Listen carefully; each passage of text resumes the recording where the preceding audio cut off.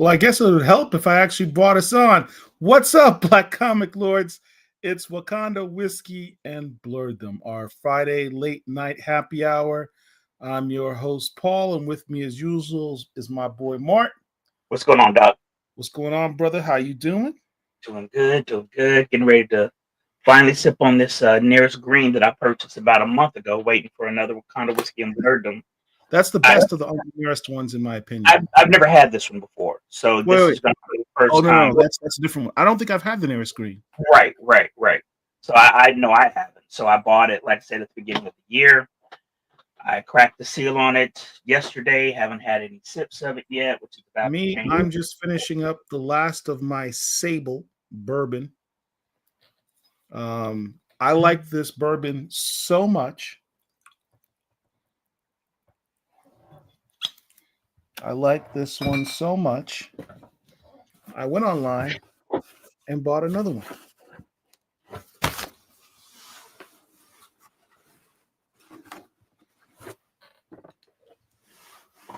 Now, how's that Uncle Nearest Green taste comparison to the other ones? Is it a rye? See, I can't tell, and it doesn't say. So I'm going to say it's not. I'm not going to say that I'm a fan of this one in comparison to the others. It's okay. Like, I've had their rye, because I want to say the rye has a white label on it, which I really, really enjoyed. This one is okay. It has a sort of iodine taste to it. It's all right. You say like iodine? Iodine, yeah. Oh, that's not good. They package this really well.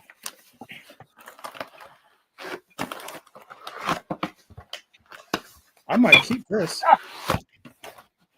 You ever have to transport a bottle of something? Yeah. That's kind of dope. I'll put a little ice in it. Put me an ice cube in there.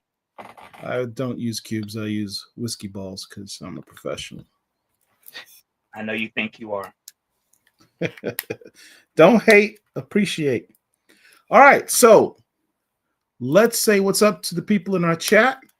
We got AGL29. Bro, we need you to come up with like a name.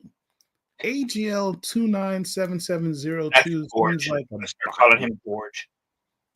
We have to come up with a name for you, bro. George. What's up, George? You might just call you George. Or at least do something that's consistent with his initials. Yeah. Alex J. Lincoln or something. What's up, Pericles Dragon Balls? Pericles, what's going on? Eclectic Blurty Nietzsche, the person who's always has great questions. Whenever we do lives and interviews and stuff, always has great questions. Appreciate you. And Brooklyn's in the house, without a doubt. Armistead Gwaltney. Always a pleasure to have you, bro. All right. So let me just get a little bit more of this stuff. So the liquor store that I go to, they did have that Sable there, but I didn't get it on because you've already tried it, and I will eventually get it. But I wanted to try something different with this nearest green. Again, I can't say that this is my favorite of the nearest green line. I can't say that I would recommend it. I'm gonna be honest with you. The other ones, yes, but not necessarily this one. What's up, Fatal? And Raven Dupree. Good evening. You're very welcome, Eclectic. All right, so here's the thing.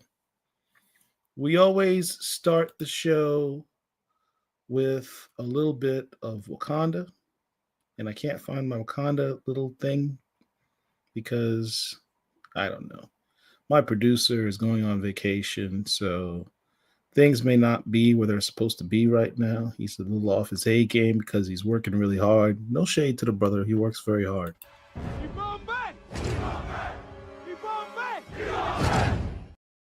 No shade. So we don't have no shade. That was not shade. That was not shade. Okay. Love my producer. Shout out to Derek, Dr. Wizard. Appreciate you, bro. It's for you. He's going out on the country, another one of his secret missions where he does a bunch of stuff he's not allowed to talk about. There's no Black Panther material this week. However, I would be remiss in not pointing out that this past weekend, I got to go to the Original Art Expo here in Orlando, Florida. It is a con, so to speak, for only original comic book art. Well, technically, it's comic book art, card art, like comic book cards, Magic the Gathering, that type of artwork, and illustrated animation. So, cartoon cells, things like that. But the main thing is comic book art, original art. So when I say original art, I mean if you have a comic book and you pull out the original cover for Avengers 267 that was actually hand drawn, that's the original page. There's only one of that because the artists created it and they printed the comics based on the original art. It can be covers. It can also be the interior pages from the book. Original art also includes just artwork done by these artists that do comic books. They'll make original pieces of art and they will sell them to people for a lot of money. A lot of money. I did get to meet people of note. Sanford Green was there, a Bitterroot. I met him during Dragon Con. Cool dude. Tall brother. Very, very cool dude. We also had Brian Steelfreeze. Brian friggin' Steelfreeze. He did a lot of what, Spider-Man, I think? Spider-Man. Jesus. Man, you'll have to excuse Mark. Mark, love him like a brother. Been friends 30 years. Dude does not know comic book creators. He knows maybe 5. He's just more not, than that at that point. Doesn't really know a lot about comic creators. Brian, what do I know the name? What is he? You know the name because he did the art on the Ta-Nehisi Coates Black Panther. He's that artist. There you go. But on top of all that, there was also a personal hero of mine. Someone who would like to wish a very happy birthday to Mr. Dennis Cowan. Dennis Cowan's a GOAT, and I don't use that term lightly in this regard. He truly is one of the greatest comic book artists of all time. And he was there. I first met him 30 years ago when I was in college. Brought him to my college. Everybody tell this story all the time, but I keep telling it because it's important to me. Brought him to my college to talk about multiculturalism in comics. This is 1994. I literally, here's the original poster flyer that I did from 1994. How do you have that stored? You just have it. You just have it out in your house? I just had it in my house. I mean, you don't have it in a photo album or anything. You just got it sitting somewhere. No, I actually had it hanging on my wall, but I took it down because I wanted to scan it so I could send him a copy of it. But this is the original flyer. As you see, come meet Dennis Cowan, artist of hardware and creative director of Milestone, lecture slideshow, moving the comic book industry into a multicultural era. April 5th, 1994, Rollins College. I think I made this with a Mac. I was going to wonder because that was before like everything, every computer program known to man practically. Right. So I brought him down to Rollins and I got to spend the entire weekend hanging out with the guy because I was responsible for him because I had to pick him up from the airport, take him to his hotel, took him out to dinner, and then even took him to comic book shops. And he was asking me about my comic collecting and what I like to collect and what was I reading and who are my favorite characters. And then he brought up Black Panther.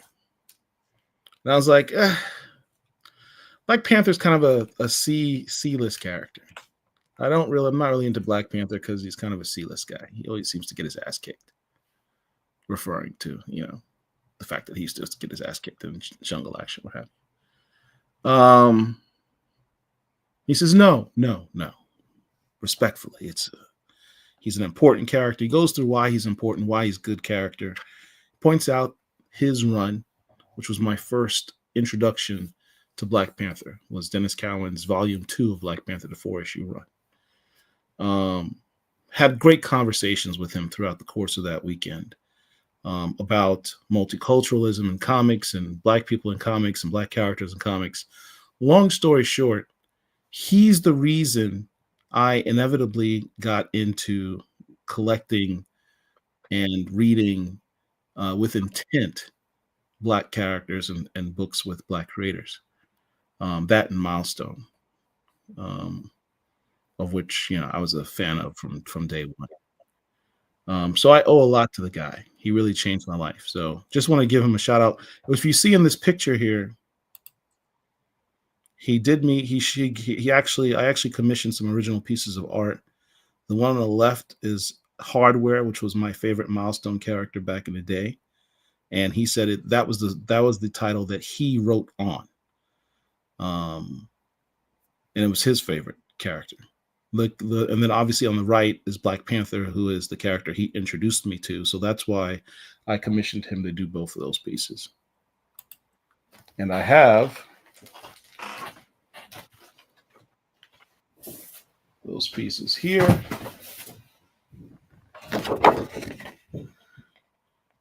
Original Black Panther, done by Discount. What kind of paper is that, I wonder? It's cardstock paper. So are you going to frame it special? Am I going to what? Are you going to frame it special, have a special frame for it? You're just going to find a size and throw it in there? No, I'm going to frame it and hang it on the wall. That's important to me. It's pretty important to me. No, I understand that, but what I mean is, are you going to go like to Michael's and just find one that fits it and put it in there, or will you have something unique and special done? I think for now, in the interim, I'll probably just do Michael's. I spent a lot of money already this weekend. So, and let me throw this suggestion out there to you.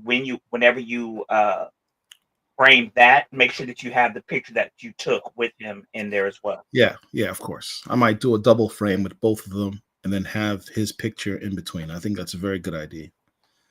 And then, other thing that happened over that weekend, I got to meet someone else. Now, Mark and I talk about our favorite Black Panther one-shot of all time. King in Black, Jeffrey Thorne. King in Black with Jeffrey Thorne. But who was the artist? That I don't remember. Of course you don't, because you're not, as I stated, Mark's not into following creators. The creator is Herman Peralta, who is here. I knew that. Argentinian artist, really super nice guy, super nice guy. His English isn't that great, but we spoke for a while. Did you know that he was also so it's kind of interesting. This young dude is not only the artist of Mark and I's favorite Black Panther one-shot of all time, but he was also the artist on Black Panther Annihilation, which was that space story where M'Baku, the space version, the Coates space version of M'Baku, ultimately is made the regent of the intergalactic empire. That storyline. He was the artist on that. But do you know he was also the artist on the Black Panther run we absolutely hated? The one by Who Shall Not Be Named. The entire time? Yep. The only thing that I knew is that Alex Ross did the covers, right, and they were wasted for the trash that was on the inside. Now, as bad as that run was, which it was terrible, his art was fantastic. It was okay. I'm a big fan of his art. I just think it was fantastic. I think it was okay.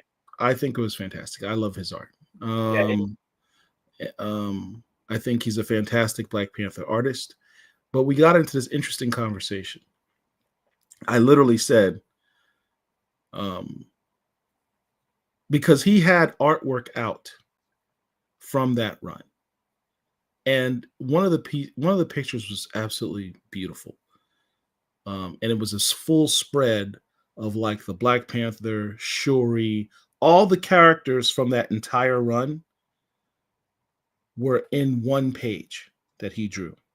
Even the Buffalo Soldier, even the Buffalo Soldier was all in that one page. And I came very close to purchasing it. But I was like, I'm going to purchase this because it's a beautiful piece of art, but I'll never want to look at it because it reminds me of the worst run of all time. Yep. I'm not going to spend that type of money on something I'm going to hate. Yep. Anyway, so he asked me, I told him flat out, I appreciate your art on that run. However, I hate that run. Flat out told him. He goes, oh, why? I loved your art, but your writer sucked. He was terrible. He's the worst Black Panther writer of all time. He goes, I thought he was going to get all offended. He's like, okay, I've heard this.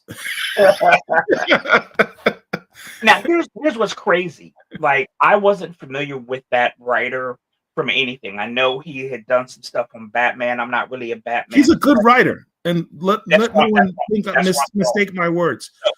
This guy is a good writer. There's plenty of things he's written that I have championed and said it was great. Just on Black Panther, not good. So again, that was my first experience with him, was on the Black Panther run. I know he had done some stuff on Batman I didn't read, or whatever the case may be. During the Absolute Absolute Power? Jabari's asking what's his name. We're not going to say his name. We don't. Yeah, right. What's the name? What was the name of that storyline with Amanda Waller that we just? Absolute Power. Right, Absolute Power. So there was a story called Absolute Origins, which retold the genesis of Amanda Waller, aka Chick Fury. Shout out to Chillmonger. Didn't know who wrote it, read it, and then when I got it, when I first got the first issue, after I read it, I looked, oh my God, it's him. But I continued it, and it was very good. I am over in DC. I am a fan of the character, the Atom. I know a lot of people don't read him, but he was an Air Force vet. He was an Air Force pilot. So I've really liked that character for a very, very, very long time. I'm missing like 20 of his original run. There is a new book called The Atom Project that is out now. Because it's the Atom, I wanted to have it. Had it put on my pull list, read it, enjoyed it, saw who the writer was.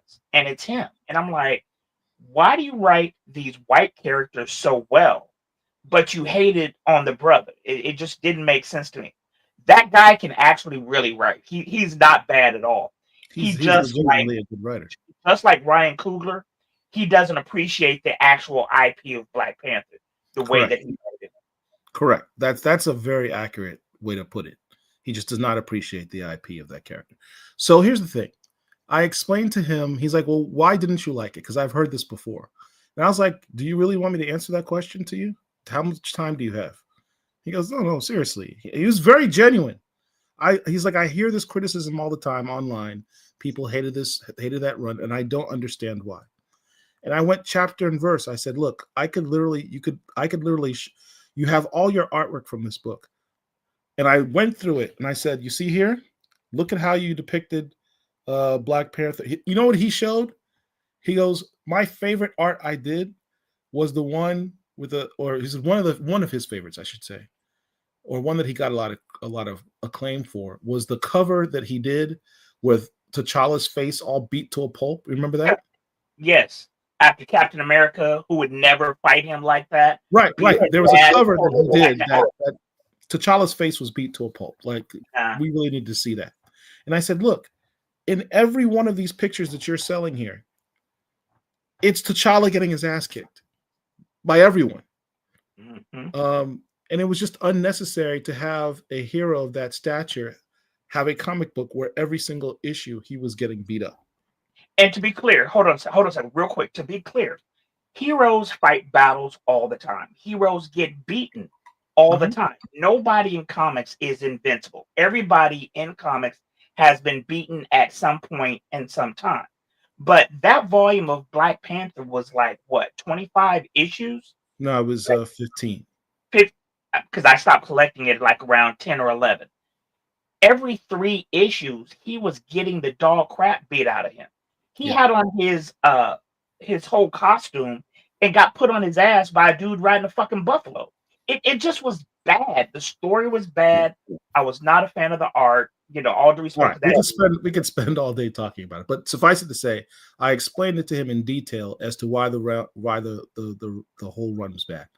And he said, I see your points. I actually see your points.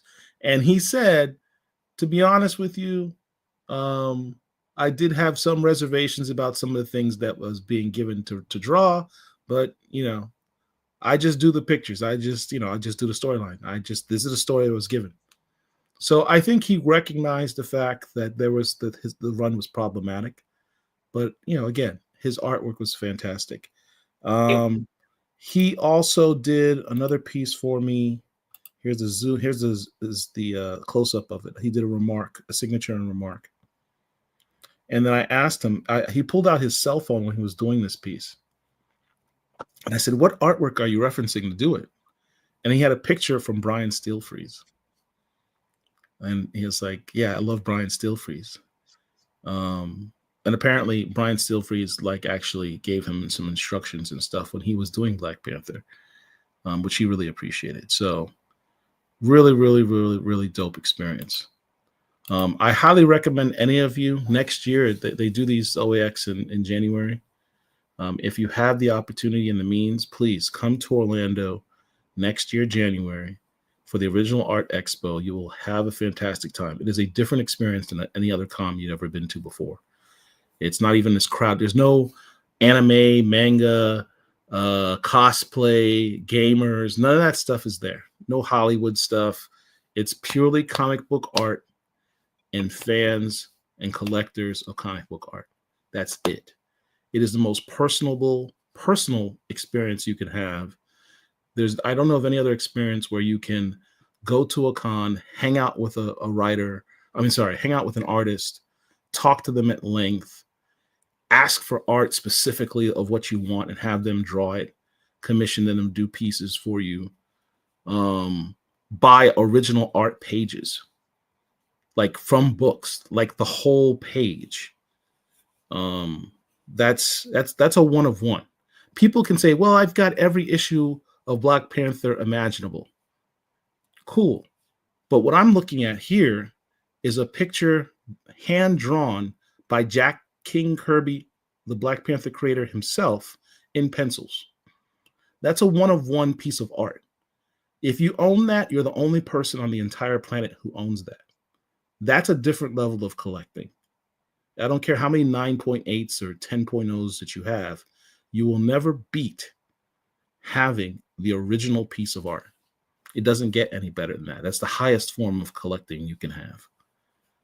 It was a tremendous experience. I don't want to go on and on about it, but I just wanted to share that all with you. I want to go back to the chat here. Let's see. Brother man, what up, everyone? Salam. Salam alaikum to you, my brother. Paul, may I see your milestone poster up close that Mr. Cowan signed? Yeah. I did get him to sign this. You had him sign it this time, or you had him sign it before? I had him sign it this time. I brought it to him. And let me see. There's his signature. Do you take, when you went to this thing, did you take your own autograph pens or you relied on what they had?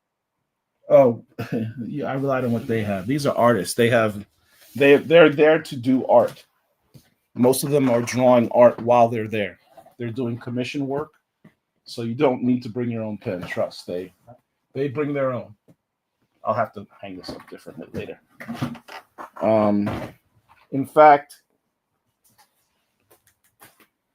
so whenever I go to cons, and if I'll have something that I take something I may want signed, I'll go and I'll take a gel pen or something like that. So shout out to my boy Otis Artberry, one of the dudes in our space. He's the one that really introduced me to original art collecting, and he made a suggestion to me last year when I went to OAX. This is the illustrated history of the Black Panther book. Great book to have. You can buy it on Amazon or what have you. There's a new version coming out that's on pre-orders right now, the illustrated history of the Black Panther. So it's the updated version of this. This is, I think this ends with the Coates run. So it doesn't have He Who Shall Not Be Named run in it or anything subsequent to that. But what he did is he suggested that I get every Black Panther artist that's at the con, every artist that's ever worked on a Black Panther book, any book, and get them to sign it. So I started that. So in the back, I have the art by Herman Peralta that I just showed you. I can't see what I'm showing you that way. There you go, right there. And in the front, I have this art. Now let me tell the story on this. So first, I got this piece. This is by Ken Lashley. All these artists I'm showing you are Black artists. This is Ken Lashley, another GOAT. Had him do this last year at OAX. I was like, that's cool. Thank you very much. On the other side of the hall was Brian Steelfreeze. So I go to Brian Steelfreeze and say, hey, Mr. Steelfreeze, I'm trying to get all the Black Panther artists to sign this. Ken Lashley just signed it. Can you do some artwork? So he looks at Ken Lashley's art and in like 10 minutes drew this storm, which is an incredible piece of art. This is like a Black Panther yearbook, because I don't know if you kids have yearbooks or whatever, but that's what we used to do back in the day is you go around, have everybody sign their name in a yearbook. So yeah, that's actually kind of cool. This storm, this could be the cover of a comic. It's so damn good. All right. So I take it back to Ken Lashley. I say, hey, Ken, look what Brian Steelfreeze does. He goes up, he gets upset. He's like, damn, that's Steelfreeze. He's outdoing me, because they're like competing against each other. So then this year, I go to Dennis Cowan. I said, Mr. Cowan, I want you to sign this book. Ken Lashley signed it. Steelfreeze signed it. He pulls out my book. He's looking at it. He's shaking his head. He's looking at it. He shuts the book and walks across the way to Brian Steelfreeze. He then opens up the book and he's showing it to Steelfreeze. And he's like, what am I supposed to do? Look what you did. What am I supposed to do and follow that? He's like, these guys are all competing with each other. But Dennis Cowan went ahead and he drew this Black Panther here. And then after all that happened, those three goats went to Sanford Green. Sanford Green, I need you to go ahead and do something. And he decided to do this, Sanford Green of Bitterroot. So he did that storm. So that's going to be my tradition, is I'm going to fill this book up with every Black Panther artist I can come across. There was a lot more that were there that I just didn't have time to go ahead and get it signed, but that's kind of the goal. Every year I will try to get some more. Let's go to Brother Man to you. If they recast T'Challa, then what was the point of Wakanda Forever? There was no point in that movie. It was a stupid movie. It shouldn't have been made. I cannot say I disagree with that statement. That's fine. The point of Wakanda Forever was to give Ryan Coogler $260 million worth of therapy. Bo Biggs, good evening to you, sir. Biggs. Marwan, what's up with y'all? Still need that hat. What is OAX stand for? Was dope seeing you and Cowan link up at OAX. It was. So OAX stands for what? Orlando Art Exhibition? Original Art Exposition. Original Art. Original Art Exposition. Big Phil had a exhibit, Collections in Black. Shout out to Big Phil. This brother assembled some of the dopest comic book art imaginable. Original art for this exhibit. I can't do it justice. I'm certainly going to take up all the time talking about it, but we just did a recap of OAX this past Wednesday. Just go on to the Black Comic Lords YouTube channel and look up the OAX recap show that we just did this past Wednesday and check it out. You will not be disappointed. The artwork was absolutely fantastic. Phil says, such a gorgeous piece. Got to see it in person to really appreciate it. Yes, it was. Autumn Sugar, what's up? How you doing? What's going on? What's the name of the artist? I missed it. Herman Peralta was the name of the Black Panther artist who I got to sign. Jamari Muhammad. Jamari Peralta. I Manifesto. How you doing? Oh, you gonna say his name? You gonna say his name? We don't speak his name on this show. Yeah. Others on this channel may say his name. We don't do that. Yeah. That's hey, ATL Blurred Vagrants giving you a shout out. Who's that? Let's see. Hey, what's going on, Doc? Collective people who practice good hygiene. What does that mean? I have no idea. Because those anime cons have some funky people. Oh, yes. Yeah. Yes. The OAX is not that experience. For one, it's not as crowded. Most cons, most of the big cons, New York Comic Con, San Diego Comic Con, MegaCon that's going to be here next week in Orlando, you are elbow to elbow with people. COVID is all over the place, literally. I think literally last time I went to MegaCon, I got COVID. Yeah, it's not a fun. I don't find cons to be these big, huge mega cons to be a fun experience anymore. It's just it's too much. Well, for me, I enjoy them. As you guys know, DragonCon. Yeah, that's it. DragonCon is here in Atlanta every Labor Day weekend, and I went last year. I just enjoy the whole vibe, the whole experience. A lot of people may not necessarily have the best hygiene, but it's important that when you do go, you have a backpack with like baby wipes, hand sanitizer, mouthwash, toothbrush, toothpaste, things of that nature, and liquor, of course. Very, very important. The smell was stifling. Yeah, it really can be. It really can be, especially when people have these costumes. These costumes some of these costumes can't be washed, and they wear them from con to con. It's not. So it's not the costumes. It's the big, fat, greasy people who don't know how to wash their ass. That's the problem. What was the average cost per on-site commission? It really varies. I'm not trying to be coy or ambiguous. It really, really, truly varies. What was the cheapest one that you got? The cheapest that you can get is a remark. That's what I have in the book that I showed you. Those are called remarks. That's where you're asking for a signature with a small picture added to the signature. Those can run anywhere between free, which I got here. This was, there's a glare on it. You can barely see it. This was a storm done by an artist called Aranga, really cool Sri Lankan brother. That's nice. Yeah, I got this for free. They had an hour and a half free remarks time, and he did this. So let me ask you this. Wait, hold on. Let me ask you this. Hold on. It can range from that to the highest I saw remarks were like $100. What was the cheapest amount that you paid? What was the most expensive amount that you paid? The cheapest amount I paid was this, which was free. The most I spent for a remark was about $50.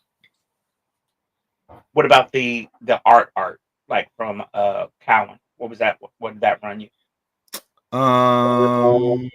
They were reasonable. They were a couple $100 each. Understand, his pages of art go for anywhere between $1,500 to $5,000. Shit. Okay.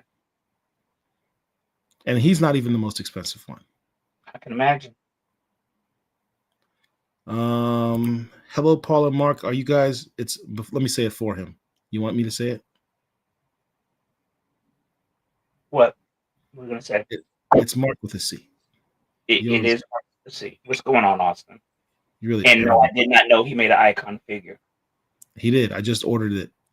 I ordered 2 of them, as a matter of fact. One to hang on my wall and one to pull out and play with like I'm 12. How much were they? $20-something. Oh, that's not bad at all. No, it wasn't price gouged at all for a change. So when he said a figure, in my mind, I'm thinking a statue. But yes, that price does make sense for that. Yeah. Action figure. I've been waiting on that. I've been waiting for that action figure for only 30 years. Speaking of that figure, I just bought this at one of the comic book stores I took you to when you came to town. Our girl Storm, Bloodstorm. Nice. And it was like $30 or so. Oh, we sharing figures? All right.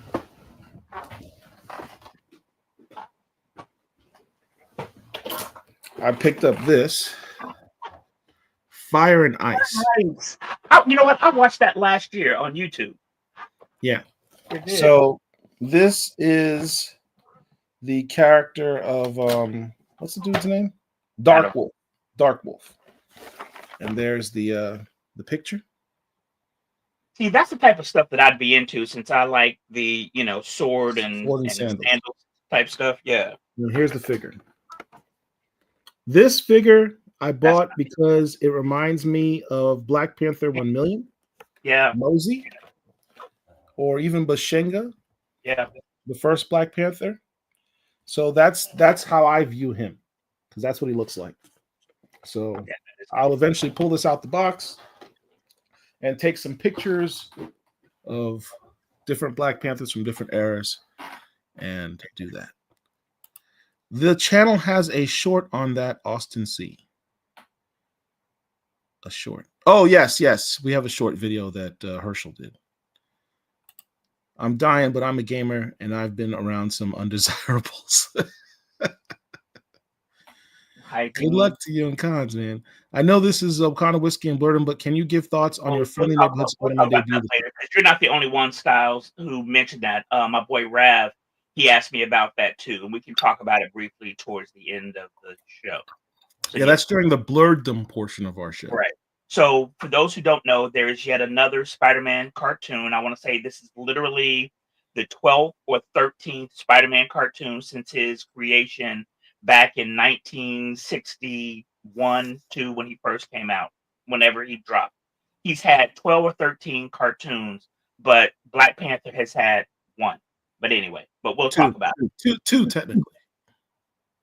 Okay, so the Avengers that last season was T'Challa centric, but it was not named Black Panther. It was not named Black Panther, but it was a Black Panther cartoon. It was, but it wasn't his name, so that's why I don't count that. I understand your argument, but yeah. But we'll talk about it. Bison Falarte said the artists have like 30 to 60-minute sessions where they do free sketches. It was more than that. It was an hour and a half. They had an hour and a half session where they did free sketches. So if you can track down the artist and they can do it quickly, you can get multiple free art, free commissioned artwork. Thank you, SR. Appreciate it. I still make others aware of it. Lead Killer and Hutherland was short but sweet. Yeah. I went into a New York comic shop one summer and the stench just hit me like Debo. I don't know how everyone was nose-blocked that order. Yeah. Yo, cons can be funky as hell. I had Steel Freeze sign his art book for me, and he did a Black Panther sketch inside like your book. Oh my God. So Brian Steel Freeze has a sketchbook that I do not own. I would very much like to own it because he's an incredible artist and definitely one of Black Panther's greatest artists of all time. What's interesting about Brian Steel Freeze, and we got to speak to him at length. Big Phil will hopefully one day get off his ass and edit his footage from that event together and put it out. He's always busy, working and enjoying life and stuff, but I wanted to get that thing done. But he got great footage. Brian Steel Freeze spoke at length about comics and creation, inspiration, but he also spoke about the Black Panther and the importance of Black Panther it is to him personally. And what's interesting is you realize, his run on Black Panther with Ta-Nehisi Coates preceded the Black Panther's introduction in the MCU. So much of what you see in the Marvel movies of Black Panther and Wakanda came from the mind of Brian Steel Freeze. Many of the designs for Wakanda, for Black Panther's suit, the abilities with the nanites, the absorption of kinetic energy and pushing it back out, that was all Brian Stilfreeze. Ta-Nehisi Coates, he said Ta-Nehisi Coates is not a sci-fi writer. He's like, I don't know comics and sci-fi and stuff. So a lot of that creative stuff actually came from Brian Stilfreeze. And he goes deep into like how his process, and he does research to have like scientific research for the application of what you see in these comics. So if you like the Black Panther films and you thought it was cool, Afrofuturism stuff, give a shout out to Brian Stilfreeze, because he's the reason why you have that. Stilfreeze seems like a mad cool guy. He absolutely is. Very laid back. All these artists that I spoke to, all mad humble, very easygoing, nice to talk to. I had a tremendous time. I can't say enough about it. Dying. World at War, hello. That body funk. Everyone's got the funk at the cons, man. Cougar's still getting therapy. Sinners is a reflection for him. But all jokes aside, that movie Sinners looks like it's going to be really good. It does look good, even though it's possibly a rip. Somebody said that they think that Jonathan Majors was going to be the other brother, but then when he became persona non grata, they ended up making it twins, and that's an interesting theory and concept. That is an interesting theory. It was like a garbage dump mixed with a locker room. Jeez, wow. There's also the infamous con flu that everyone seems to catch. I caught it. Never have in life. Isn't Jim Lee charging like 100 G's for a sketch? It's not 100 G's, but it's like a lot. It's like a lot. It might be 100 G's. Yeah, that'll never happen. But he is one of the all-time greats. Iron Manifesto loves your storm. Thank you. Iron Ice is a classic, yeah. It is. For those who don't know, it was kind of like, I think they called it rotoscope, where basically they filmed an actual person and then they go in and animate it later. But the movie came out like around 83, 84, something like that. And it is currently on YouTube if you wanted to see it. Either YouTube or Tubi, something like that. But it is out there. Iron Ice is on YouTube or Tubi? Yeah. Check it out. Dark Wolf from Frazetta Girls is amazing. They also have Tigra and Fire from Fire and Ice. Yeah, Frank Frazetta is one of the greatest fantasy artists, if not the greatest fantasy artist of all time. Everybody does basically, whenever they're creating something like that, they're basically copying Frazetta. They had a Frazetta art piece, original art piece, at OAX, $100,000. Or was it $1 million? It was $1 million. Sorry, it was $1 million. Yeah, I know it. $1 million. Or no, it wasn't $1 million. Was it $100,000? It was a lot of money. It had several zeros behind it. Yeah. Austin says he enjoyed the Spider-Man cartoon. Marc will talk about it. I haven't watched it yet. Think Greg Weisman's Spectacular Spider-Man cartoon was one of the best, if not the best. Okay. Greg Weisman's the guy with the Underworld, if I'm not mistaken, right? No, that's Len Wiseman. It's Len Wiseman. I need that shirt, Marc. So Amazon, about $12-15. I think those tech beads were Stilfreeze designs too. They were. The Kimoyo beads were Brian Stilfreeze. Stilfreeze introduced the Kimoyo beads when it was previously a card. Yeah, these Kimoyo beads. This was a Brian Stilfreeze collection, creation.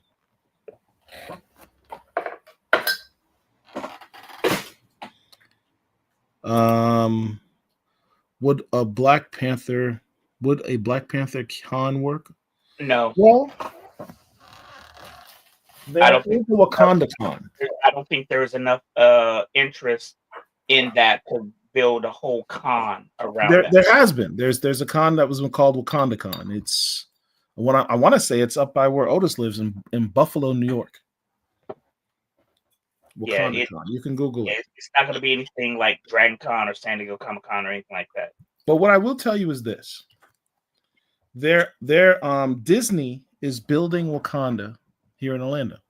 They're doing a Wakanda theme park, which I'm tremendously excited for. I'm gonna try and go there opening day if I can, if it's possible. I will invite Marc. When is it due to open?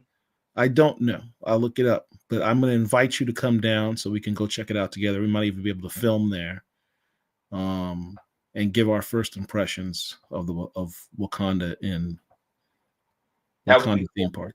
That would be cool. Because I mean, they've had They've had Harry Potter and Star Wars and all that other stuff. So this is a legit Wakanda they're building here. I'm crazy excited about. You got to come down for that, man. I got a couch with your name on it. Let's see. Marwan Williams, thank you. Talking about that. Mark with a C, not a K, is what I show. I have a death blow sketch Jim Lee did for me at New York Comic Con 2007. He did it for free. Death blow. That's a name I haven't heard in forever. Wow. Remember to like and share. Shout out to Eclectic Blurty. He's always saying that before me, and it's my show.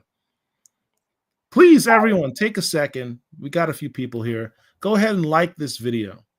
The likes are tremendously important for us to help grow our channel. It costs you nothing. Just take a second right now. You're watching the video. You're literally watching the video right now.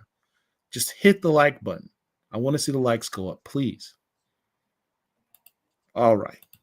Mark, you wanted to talk about your favorite subject of all time that he can go on and on and on about. Motherfucker, like you just didn't go on and on and on about art. Don't even start. I did. But are we not going to talk about? Listen, are we not going to talk about books? What's up? We're still in the Wakanda portion. Oh, okay. Go ahead. Well, first, shout out to Bo Biggs in the house for his super chat. We need to make some money so that we can improve our equipment because our equipment sucks, as you can see. Thank you.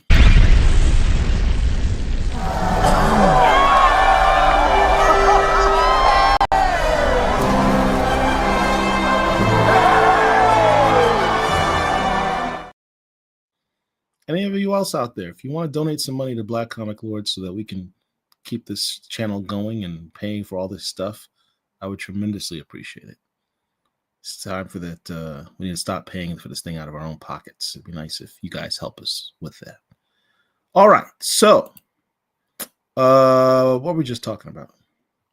You said something that I can go on and on about, and I guess you're talking about fan casting.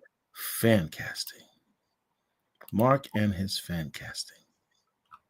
Okay, so here's a picture. I'm just going to go ahead and share this. If you look at the thumbnail for this video, we have a picture of these two people. Yeah. Aldous Hodge and DeWanda Wise. There was an artist, or for lack of a better term, social media person who put out within a span of like a couple days a whole bunch of AI generated art. It was like a little video. He was trying to recast as T'Challa. What? Right. It was actually a video. I don't know if you saw the video. Oh, I didn't see the video. Yeah, it was a video that this person created with music and all this other stuff. And it was a whole bunch of AI generated images of different actors as T'Challa, son of T'Chaka. It was a stupid fucking video. It was horrible because it was a stupid fucking video. And some of the people that they had on there made absolutely no sense. As an example, this person had Danny DeVito as a fan cast for T'Challa. He had Danny Trejo, aka Machete, as T'Challa. He had 4'11" Kevin Hart as T'Challa. It was just absolutely god awful horrible. I don't know what they were thinking. I don't know what they were on when they created it. It was just stupid. I know you're going to sit up here and share it, but I hope that you don't because it was stupid. Oh, don't be silly. We're here to make fun of it. So,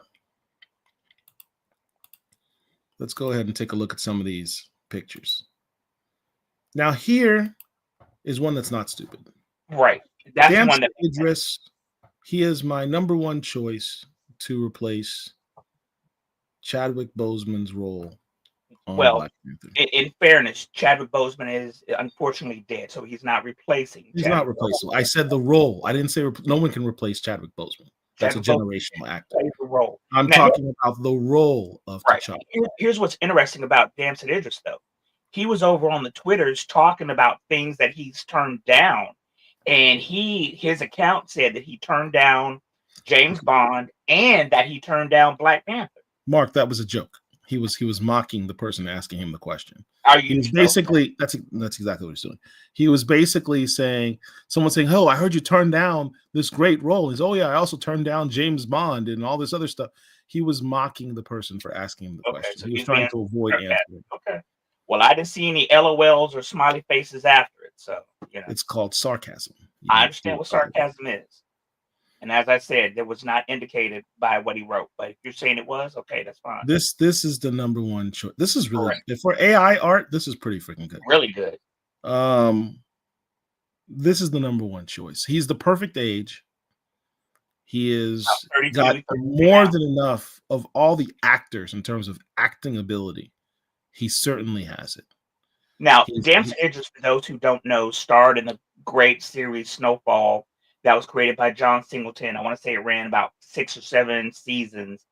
I did not know the entire first season of that show, much like with Idris Elba when he was on The Wire. I didn't know that Damson Idris was a Brit, right? But here's the thing. He comes from Nigerian stock. Like his family are immigrants from Nigeria to England. So you know that he has the ability to come up with an Africanized accent and it sound authentic because that's what he was raised around. Yeah, I've actually heard him talk about his parents, and he talks about his parents' accent, and he does a tremendous Nigerian accent. He does a pretty good Denzel Washington too, truthfully. I don't know if you've ever heard of Denzel Washington, but he's pretty good with that. He's also done action films. He did an action film for Netflix.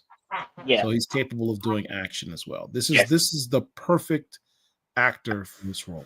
That is correct. Absolutely perfect. Age, complexion, and more importantly, acting skill and ability. So yes. Is he the only one? No, certainly not. But he's not the only one capable. But he is the number one. Who else we got? Here's the other suggestion. Phenomenal actor, too short. I think he's about 5'9", 5'10". John Boyega is a very, very good actor. No doubt about it. I just want my T'Challa to literally be a 6-footer or taller. I never would have considered him for the role until I saw him in The Woman King. Yeah. When I saw him in The Woman King actually play an African king. Yep. From his voice, his accent, the way he carried himself as a king. He came across as royal. He came across as royal. I totally saw T'Challa when I saw him acting in The Woman King. Unfortunately, as Mark said, he's way too short.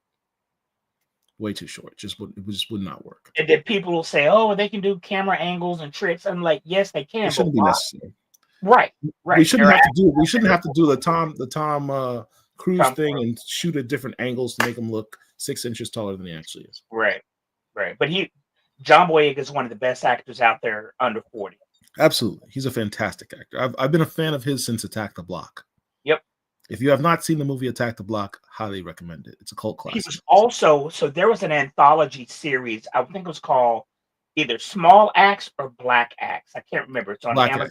Small Axe. It's a Caribbean. Yeah. So basically he played a real life person who was like one of the first black cops in England in like the 1970s or 80s or whatever. And so he has shown range with his acting, from Attack the Block when he was a teen to that role in Small Axe to They Killed Tyrone, or they killed or they cloned Tyrone, whatever that was. They cloned Tyrone, yeah. They cloned Tyrone. John Boyega is a phenomenal actor, and he should be in more things than what we see him in. Yes, he is way too short. All right. Next choice we have is this is an interesting one. Lakeith Stanfield. Absolutely not. He's a decent actor. He is. I don't see T'Challa when I look at him. All the roles, he's sort of been typecast. to me, because the roles that I've seen him in, he's kind of nerdy, quirky, or whatever. Not a fan. Not a But fan. he can do serious. He's done some serious roles. Even the film that he did, the Jesus movie. What was that? Man, The Book of Clarence. The Book That of was Clarence. a phenomenal movie. The Book of Clarence was a phenomenal movie, but I just don't see that actor as T'Challa. Yeah, fantastic. You know, a role I could see him do in the Marvel universe. Dr. Voodoo. I could see him do Dr. Voodoo. Although it'd be my preference to them to get a Haitian actor. Yeah. I could see him do Dr. Voodoo. He's got that personality and swag where he could do somebody who's a little off kilter, but subdued with a little fire underneath him. I could almost see him as Moses Magnum, to be quite honest with you. So what? I could almost see him as Moses Magnum. Maybe. I mean, I always visualize Moses Magnum being kind of a bulky, diesel type dude. I understand. I mean, he can put on some weight, but no, he's definitely not T'Challa to me. Yeah. All right. Next actor. Everyone's favorite. No, absolutely not. Literally, this name pops up all the time. Even SR I just mentioned, I think Don David Washington will be picked to be Black Panther. Let's hope not, because A, he's too short. B, he's not the best actor out there. That's not to say he's not a good actor. He just would not be a good T'Challa. He's not really a good actor. He is an actor. He's a working actor. When I consider, for me, when I'm watching a show or movie or whatever, I judge the people who are on the screen. And he's just not really a good actor. He's just not. He got blown off the screen by Robert Pattinson in that movie that he was with. What was the name of that movie that starts with an I? But the Christopher Nolan film. Tenet. Yeah. Yes, he got blown off the screen by Robert Pattinson. He's just not a strong actor. He may be at some point, but not now. But he's not right for this role. Next choice. I don't even know how this made this. This is where the guy who created these AI art was just trolling. This makes no sense. Next. Even from the sense of, well, there's a multiverse. This is someone who's doing this purely from a comic book movie person and not someone who's in the comic books, because it come up with logic like, well, with the multiverse, different people can play different characters. I mean, look at RDJ. He could play Dr. Doom. Right. Next. Yeah, that's not a good choice. So this is Stephen James. Stephen James played in the movie Race, where he played Jesse Owens. He starred with Chadwick Boseman in 21 Bridges. This dude can act. He's a very, very, very good actor. He was my number 3 choice. He's kind of moved down the list a little bit, but he's still top 5. Stephen James is a very good choice. Look at Raven Dupree's comment. Yes, he was. I didn't know. John David Washington really kind of, for me at least, started on one of Paul's and I's favorite show back in the day, Ballers. It was my favorite show because it starred The Rock, who went to the U, and it also starred John David Washington, who went to Morehouse like I did. John David, in that role, played a football player. He wasn't acting. He was playing himself because he was a football player. As Rav just said, he played for Morehouse. Was he a running back, Rav? I don't remember. I think he was a running back. But that's what he was. He didn't get drafted, but he tried out for, I want to say, the Rams, got injured, then he moved to Hollywood, and the rest, as they say, is history.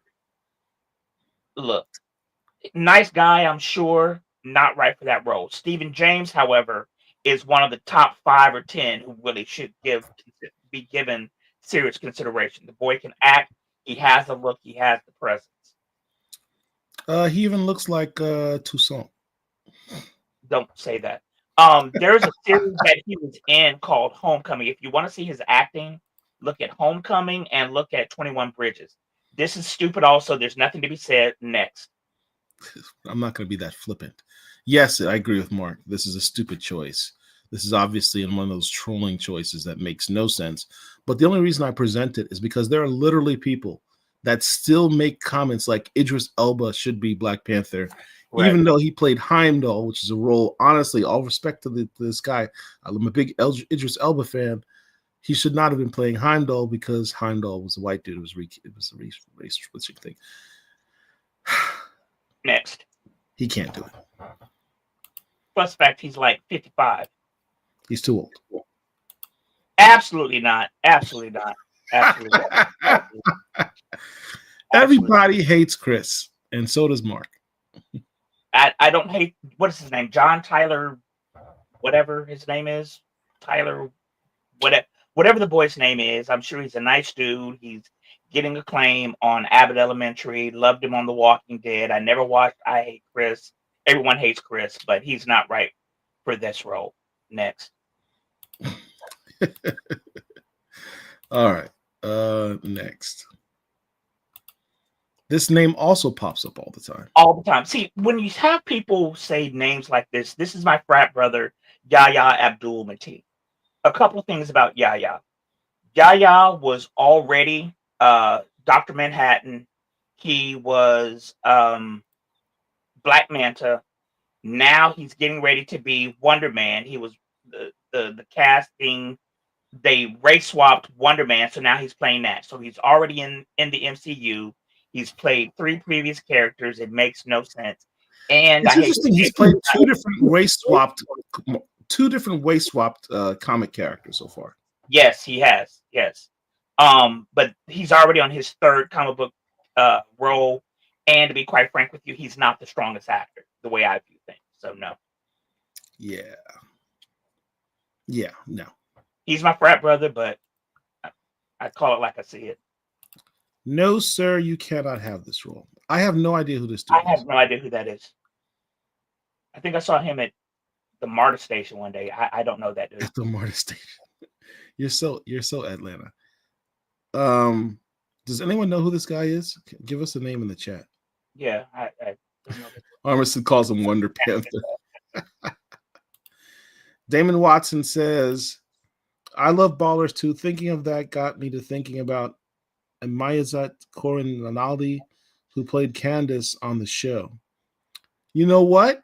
She would make a decent Storm. I wish her name came up more in fan casting discussions. She'd make a decent Storm. Do you remember the sister that was at the end of the last season of that show? Who was like the NFL vice president person? Wait, is she the one who had the son who was trying to go to USC? Or go No. Okay. It was the same season as that, but no. She was the one who got The Rock, the meeting with the NFL owners to try and buy it. Ooh. She's pretty. Yeah. But too old. Let's see. Who else we got? She's 45. Oh, she's 45? Yeah. Okay. Well, at the time she did the show, she was not. Next actor. From Bridgerton. Reg John Paul, biracial Reg John Paul. Somebody I argued with last year about this fan casting. This is stupid. I'm sure the dude is a decent actor. I don't watch Bridgerton, but no. He's high yellow. No. Who's Kelvin Harris? I know that name. Oh, that might be the other dude. That might be the other dude that we were asking the name of. Oh, the guy we did. Yeah, we don't even know who that guy is. But they said that last guy, he looks like the dude from Half the Ninjas in Atlanta. Right. He was in Genius MLKX. Martin Luther King. Dylan. Okay, so that's who it is. Kelvin Harrison Jr. Kelvin Harrison Jr. played in Elvis. It Comes at Night. Mufasa the Lion. Yeah, I'm guessing. Yeah. I can't say I've seen him in anything. I have no opinion on this guy because I've never seen him act. Right. So he plays Martin Luther King in MLK. He played Chevalier. I wanted to see that movie, but I never did. Oh, the Renaissance guy with the Yes, sword right, and music and right. And so I I'm always looking at wanted to see that movie. The Godfather of Harlem. He played the dude who was killed in the first season. Was dating the white dude. I mean, the white girl. Oh, that guy. That's the Yes, same that's guy? who he is. Yes, apparently. Yeah, Oh, snap. yeah. I didn't. Yeah, he Was seemed he to be. killed or was he shipped off somewhere? No, he got killed. He got Yeah, killed by the yeah, Italian guys? yeah. He got Yeah. killed. 'Cause he was dating the mobster's daughter. The Monster's Daughter, yeah, I remember. Yeah, That's a good show. phenomenal show, and nobody has been Emmy nommed for that show. And of course This we is have a lot of Aldous Hodge. people's. This is Aldous Hodge. This is a lot of people's number one. To a certain degree, I understand it. He's got the physique, complexion. I don't think personally he's the best actor. I watched Cross. I've seen him in a couple of things. No, I disagree on that point because when you saw him as Hawkman, I saw someone who was like, damn, this guy could play T'Challa. I think they even played up on that fact. If you looked at some of his outfits, he wore like that suit that was kind of an African-inspired suit. I'm like, damn, that dude looks like T'Challa. But in fairness, the Hawkman character has ties to Egypt, so that makes sense from that standpoint. No, I didn't say there was anything wrong with it. I'm just saying when he wore that outfit, it reminded me that he could play that role. I understand. My only negative with him, other than the fact he's already played Hawkman, that's a bigger issue for Mark. He doesn't like to see people play multiple comic book characters. It doesn't bother me because it was a DC. The only thing that really bothers me about Aldous Hodge is he might be too old for the role. Because me personally, I would prefer that they introduce a young T'Challa so they can have a guy who can do the role for a good 15 years with no problem. And I want to see him start off. I want them to redo the storyline from the point like the Hudlin run, where he became the Black Panther as a young person after he had traveled the world, met Storm on his walkabout, came back to Wakanda and decided to claim the throne. So that's a very young T'Challa. I prefer a young T'Challa. So he's 39 right now. Not in the grand scheme of things. He's not old. He's younger than Chadwick Boseman was when he first got the role. No, Chadwick Boseman was 36. In Civil War? Yeah, he was 36. Okay, fair enough. But yeah, because we're not going to see T'Challa on the screen for at least the next 2 or 3 years. So I do agree with Paul that whoever gets the role should be under 38. But yeah.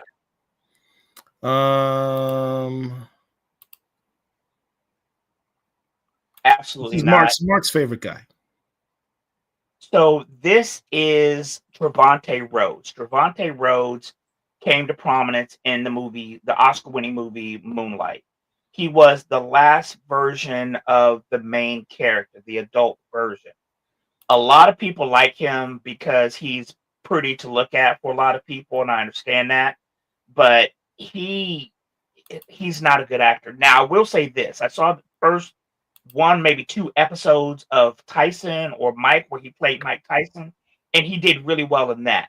But when he was in The People versus Billie Holiday, or the US versus Billie Holiday, or whatever it was, he wasn't good. If you haven't seen it, watch that role and watch his scenes.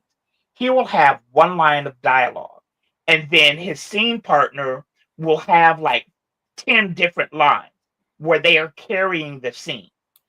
He was in, what was it, 13 Strong, I think it was. My manifesto says he was in the Purge flick. No, that was Yolande Noel. That was Yolande Noel who was in that. Unless there was another one that I'm not aware of. But he was in Bird Box. He was in Predator is what he was in. And I think it was called 13 Strong with Chris Hemsworth. He's not a great actor. He's just not. I understand physically people like to look at him, but from an acting standpoint, absolutely not.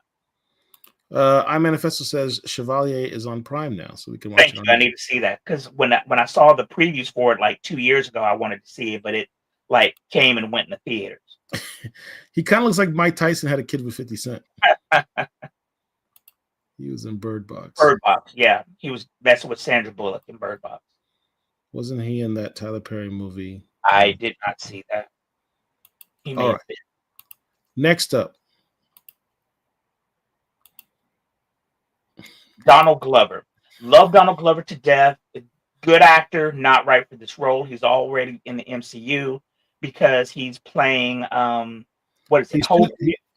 He's too short. He doesn't have the physique. Yep. Physique can come, but he is too short. And he played Hope. What's the guy's name? The Prowler. Basically, he played the Prowler in one of the Spider-Man movies. Yeah. It was a you miss it role, but still. I like Donald. So he's not right for this role.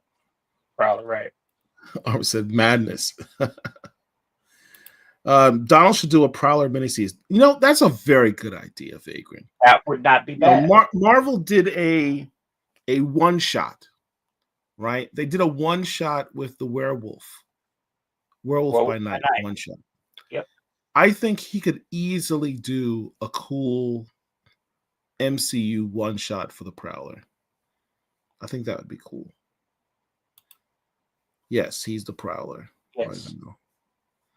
The ultimate Prowler. That's a good distinction. Eclectic actually reads the comics. I can tell because he notes it's the ultimate Prowler versus the Prowler. Hobie Brown versus Aaron Davis.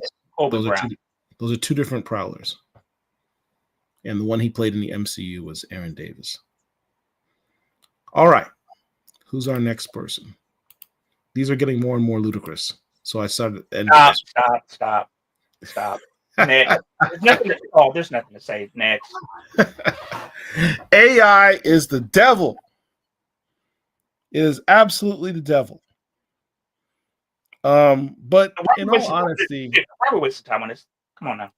If there has ever been, can you name ever an instance of blackface that was more acceptable and appreciated than this guy in Tropic Thunder? And I just watched Tropic Thunder again not too long ago. I literally can't think of anyone else who could get away with. For a lot of people under the age of 30, they cry blackface and all this other type of stuff and want to quote unquote cancel RDJ. But listen, he played the hell out of that role. He gets a pass. I'm not going to say anything about a picnic because I think that's stupid. But that role that he played was phenomenal. Was he Oscar? He was Oscar nominated for that too, if I'm not mistaken. Was he? No. I think he was. I agree with Doth Verse. He says Donald Glover would be a great Achebe. I can see that. I would see, but I can see Lakeith Stansfield more as Achebe than Donald Glover, though. Yes, I could see that. He's the dude playing a dude disguised as another dude. Wait, let me tell you something. Tropic Thunder is a hilarious classic. Watch that movie under the influence of something. That movie is classic. It's a classic. And RDJ just stole every scene he was in. I literally can't think of anyone who can pull off blackface successfully so that black people are not offended the way RDJ did it. Yeah. It was accepted. It was acceptable. Yeah. I don't see anyone else doing that today, but he pulled it off. Robert Downey Jr. was Oscar nominated for Best Supporting Actor. He was for Tropic Thunder? That is correct. Wow, that's crazy. Told you. That's absolutely crazy. I mean, he made that role. I mean, he made that movie. Him and Tom Cruise made that movie. Listen here, Lance. What? Every time he was on the screen, he was hilarious. Now I gotta watch that movie again. I might have to go watch that movie again tonight. That was blackface for the new millennium. That movie is classic. If you have a problem with RDJ in this role, then there's something wrong with you as a person. Yeah, Prowler one shot is great. He'd be great. What Stark will do anything for Wakanda Tech. Oh, as an aside, since we're talking about RDJ, I think it was a stupid decision to bring him back as Doom. I actually agree with that. I think it was the only blackface ever accepted. I can't. Correct. I mean, there was a dude from the movie with Ray Don Chong. Don't say C. Thomas Soul Man. Howell. Soul Man. Remember Soul Man? Listen, at the time, we didn't know better because I saw that movie in the theater. Today, looking back on it, it's cringe. This is not. This is not. Here's what's crazy. Robert Downey Jr. gets less flack for playing a quote unquote black character than Zoe Saldana did being in blackface playing what's the singer's name? Help me out, y'all, in the chat. Zoe Saldana, Nina Simone. Yeah. RDJ gets less flack for this than she did for playing Nina Simone. Oh yeah. Hollywood has a history of praising white actors impersonating other races. Breakfast at Tiffany's, John Wayne is Genghis Khan, etc. That's true. Yes, so in Breakfast at Tiffany's, Burgess Meredith played an Asian person, I think. It was either Burgess Meredith or Mickey Rooney. I think it was Burgess Meredith. And I think Mickey Rooney played an Asian dude and something else. But yeah. All right. So we're going to move on to a different type of casting. The other person that we saw was DeWanda Wise as Storm, right? First of all, let's start with her. What are the pros and cons of DeWanda Wise as Storm? So let's go back to, I sent you the tweet.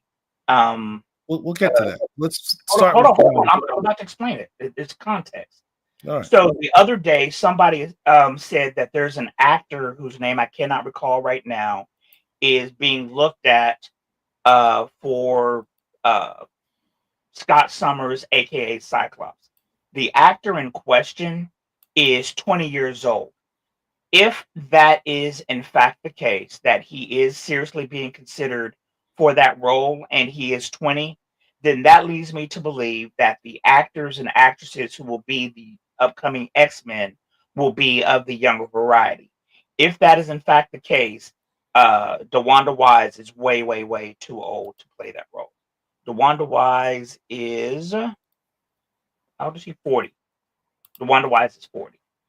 So a lot of this is the actor you're talking about. Right. Jack Champion. He was in Avatar and Scream 6 is being considered for the role of Cyclops in the X-Men reboot. So if this is accurate, if this is true, and he's 20, then everything stems from there. That the actors and actresses will be late teens, early mid-20s to fill out the X-Men roster. So yeah. Here's some other pictures, some other people being considered. No, it's not. No. That's Andre Ware who did this. Okay. Oh. Well, here's some other people being suggested. I should say suggested. Now, the one in the lower left-hand corner, I actually agree with this one. This is the actress from the television show Stranger Things. Yes, she would be. I think she'd be a great Jean Grey. She would. She'd be a great Jean Grey. I'm not familiar with the sister right here, who I guess there's a series called The Bear. She is on that show. She's a decent actress. She was also in a couple of movies. She is a kind of a weird, quirky person. To just be blunt about it, she is not attractive enough to be Storm. She's just not. Storm is an overly very attractive woman. This young lady is not. So no. When you look at the notes, of Chris Claremont on how he created the character of Storm, and well, not he created the character, but how he wrote the character, I should say, because Len Wein was the creator. How he wrote the character, and he's the most definitive writer on Storm to date, up until at least Maria Ayudeli. How he wrote the character of Storm was someone who was exceptionally beautiful by all standards. Right. He specifically said that. She is an object of just desire. She is exceptionally beautiful. Right. So, Mark's statement might be a little cruel in terms of, oh, she's not beautiful enough. But understand, Storm is supposed to be stunningly beautiful. Right. By anyone's standards. So Ayo, her name is Ayo Edebiri, and she played in, as I said, she stars in The Bear. There was a movie that came out called Bottoms that I started watching, but I haven't finished yet. She did a voice in Inside Out too. I guess she's a decent actress, but just from a physical standpoint, she's not good looking enough to play that role. It says she's a comedian. Her SNL episode was funny. I don't know her from any stand-up, but she's just not attractive enough to play that role. Always learning says she's short and not attractive. Yeah. The young woman from Game of Thrones wasn't a bad Jean Grey. She just had bad stuff to work with. Yeah, that wasn't her fault. Storm is like Amon the model. Yeah. When I think of Storm, I think of Grace Jones. I think of Amon. I think of the actress whose name I can't remember right now, who played Cleopatra Jones. That's what I think of when I think of Storm. She's not it. Yeah. All right. The other thing that you showed was, so here is Marc's list. And Marc, I will let you go through this list in the agonizing detail that you like to do so. All right. So this is before this list was created a couple of weeks ago, before the actor being thought about to play Storm, to play Cyclops came out. So thinking about the character, hoping that the character would be, mid-30s, whatever the case may be, I thought about different people who could potentially play it.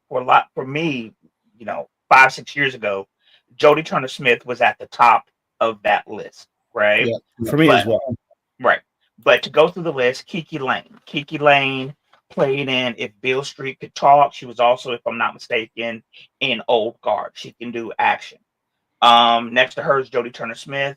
She was in Queen and Slim. Horrible movie. There's a series called Bad Monkey that's out, and also The Agency. So I was questioning her acting after Queen and Slim, but watching her in The Agency, I've come back around to think that she's a decent actress. Which is what I've been telling you for years. I'm sorry. Which is what I've been telling you for years. She's an excellent actress. She's also capable of doing action. The first thing I ever saw her on was a television show called The Last Ship. Right. She was in the final season of that show. She played a mercenary, and she did plenty of action scenes. And the entire time I was watching her, I'm like, that's Storm. So this show was 10 years ago. Right. So I saw her. Let me rephrase that. I saw like the first 2 seasons of The Last Ship. I did not see her in that. Watching her, she was in the last season. Correct. Watching her in the movie Without Remorse with Michael B. Jordan, she just wasn't good in that role.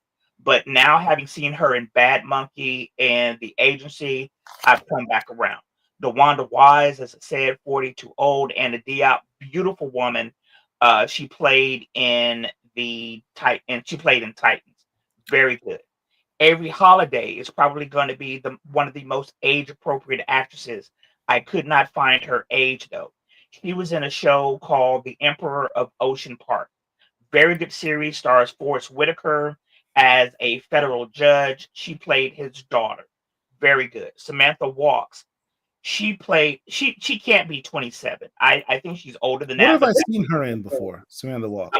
I'm getting there. She was in Cross. She played the love interest to what's my man's name? We just said his name. Aldous Hodge. She was the love interest to Aldous Hodge in the last the Cross series. Jade Eshete, I know I'm pronouncing it incorrectly. I've never heard. She was in the series Billions. For her, it's going to be an age and a height thing, but from a physical standpoint, from a face standpoint, absolutely beautiful. Coco Jones is fine. Coco Jones plays in Bel Air.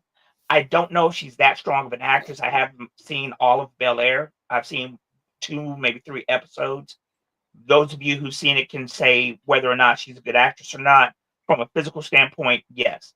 Alexis Louder, she was in a phenomenal movie called Violet Night. If you have not seen Violet Night, it needs to be in your annual Christmas movie watching rotation. It is a great, great movie. She was also in a movie called Cop Shop. I have not finished watching that, but she's a pretty decent actress as well. Jessica Elaine, she was in The Continental, so she did action in that. Very, very good actress. Very good actress. She did action in that. Tisha Renee. She was in Black Lightning and The Oval. I don't know that. Amber Rain was in, let's see, what was this? I don't know Wu-Tang. who Amber Rain is. Wu-Tang. I don't know who she played in that because I haven't seen it. She played in that. I saw the Wu-Tang series. I don't remember her in Wu-Tang. Yeah, she's in that. Who's that at the bottom though? The Black Panther thing is in the way. I can't see who that is. Hold on. Oh, Ashley Featherstone. She was in Dear White People. She's kind of getting up there in age. She's attractive enough though. Lauren Walker was in Bad Monkey with Jodie Turner-Smith. My number one right now though is Laura Karaoke. Laura Karaoke was also in Black Light. Now, Paul mentioned earlier how I'm typically against recasting or recycling actors or actresses who've already played superhero roles. In all due fairness, this is being hypocritical, and I acknowledge that. But she was in the last season. Not a lot of people watched Black Lightning. Let's be honest about that. She's extremely tall, very beautiful girl. So for me right now, she is my number one. Mona, how do you pronounce her name? Mona Traore. She's beautiful. She was in a series called The Porter. If you can find The Porter, it's very good. And she was also in the miniseries with Octavia Spencer called Self-Made. Very, very beautiful girl. But for me, my number one choice is Laura Karaoke. Yeah, I agree with that. I agree. Laura Karaoke is a perfect role. I remember watching her on that last season of Black Lightning. She's very tall.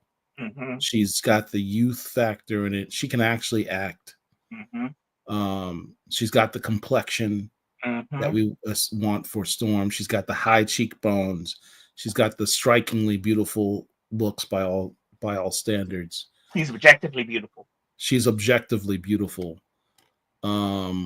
She'd be perfect. And for me, the reason she takes the place of my number one, which is Jodie Turner-Smith, is the age factor, because Jodie Turner-Smith is now 39.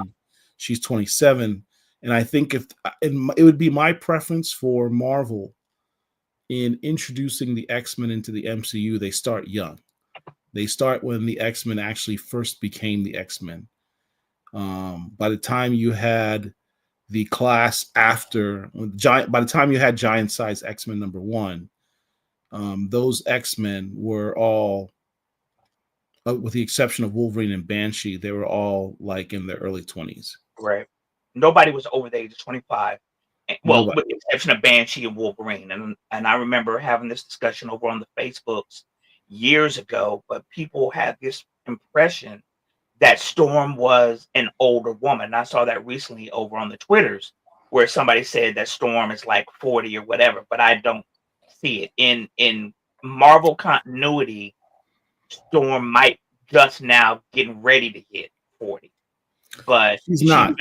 She has just been established as being 30 years old. Wait, what?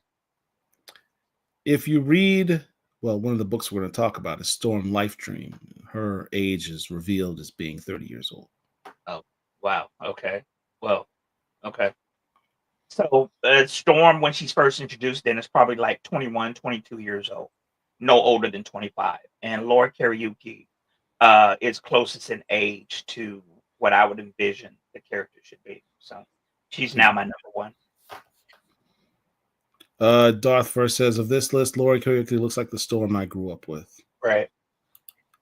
Mark, what about Tika Sumpter? I don't know who that is. Tika Sumpter is a very attractive actress. I can't think off the top of my head what she's been in, but going from an age standpoint, I want to say she's in her like mid-30s at this point. That is a good one. But I just think she's quote unquote aged out at this point. Yeah. So, yeah. All right. Good choice. Was there anything else you had for me? Nope, that was it. Okay. So we're going to take a quick commercial break. Then we're going to get into our reads of the week.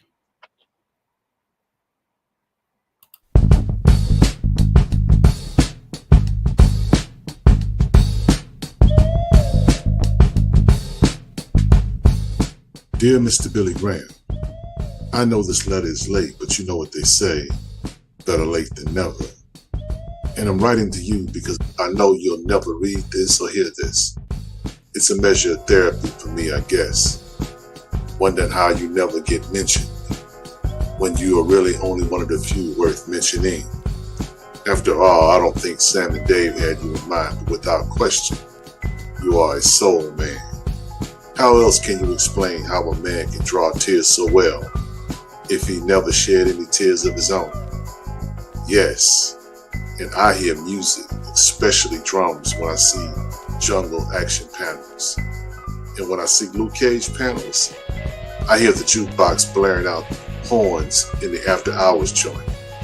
I guess I'm trying to say, Mr. Graham, that I dig your style, and you deserve to be celebrated like the heroes you drew. And like I said, you won't see or hear this, but I'm gonna say it anyway. Thank you, Mr. Billy Graham. You are a Black history legend. Respectfully, the Black Comic Lords. If you like this video, please like, share, and subscribe to our YouTube channel.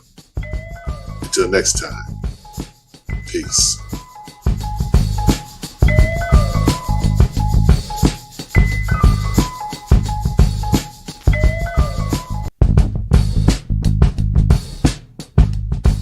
This week in Black history, Black Comic Lord celebrates the artistry of Dennis Cowan. Dennis Cowan is a comic book artist with a flair for naturalism. If I didn't know any better, I thought the brother lived and breathed in brick-walled alleys, inhaling the pollution of the city streets and exhaling with pictures of agony and anguish. You see, it's hard to describe Mr. Cowan's art, so I'm forced to use a ghetto analogy. Dennis Cowan's art is like fish and grits. It's not first on the menu, but you're glad you spotted it. Visually, it tastes good and your eyes will be filled. Yes, filled, I say, filled with detail. They say the devil is in the details, but Dennis be like, hold my beer, because the brother crafts scenes and faces where it makes you wonder, did he miss anything? Each panel is filled with action, and though pictures cannot physically move, Dennis Cowan shows and proves that they actually can. From Batman to The Question to the Black Panther and others, Dennis Cowan's art speaks like Terminator X speaks with his hands. That makes him a bad man and worthy to be celebrated. Salute the living legend that is Dennis Cowan, a Black history legend. If you like this video, please like, share, and subscribe to our YouTube channel. And until next time, peace.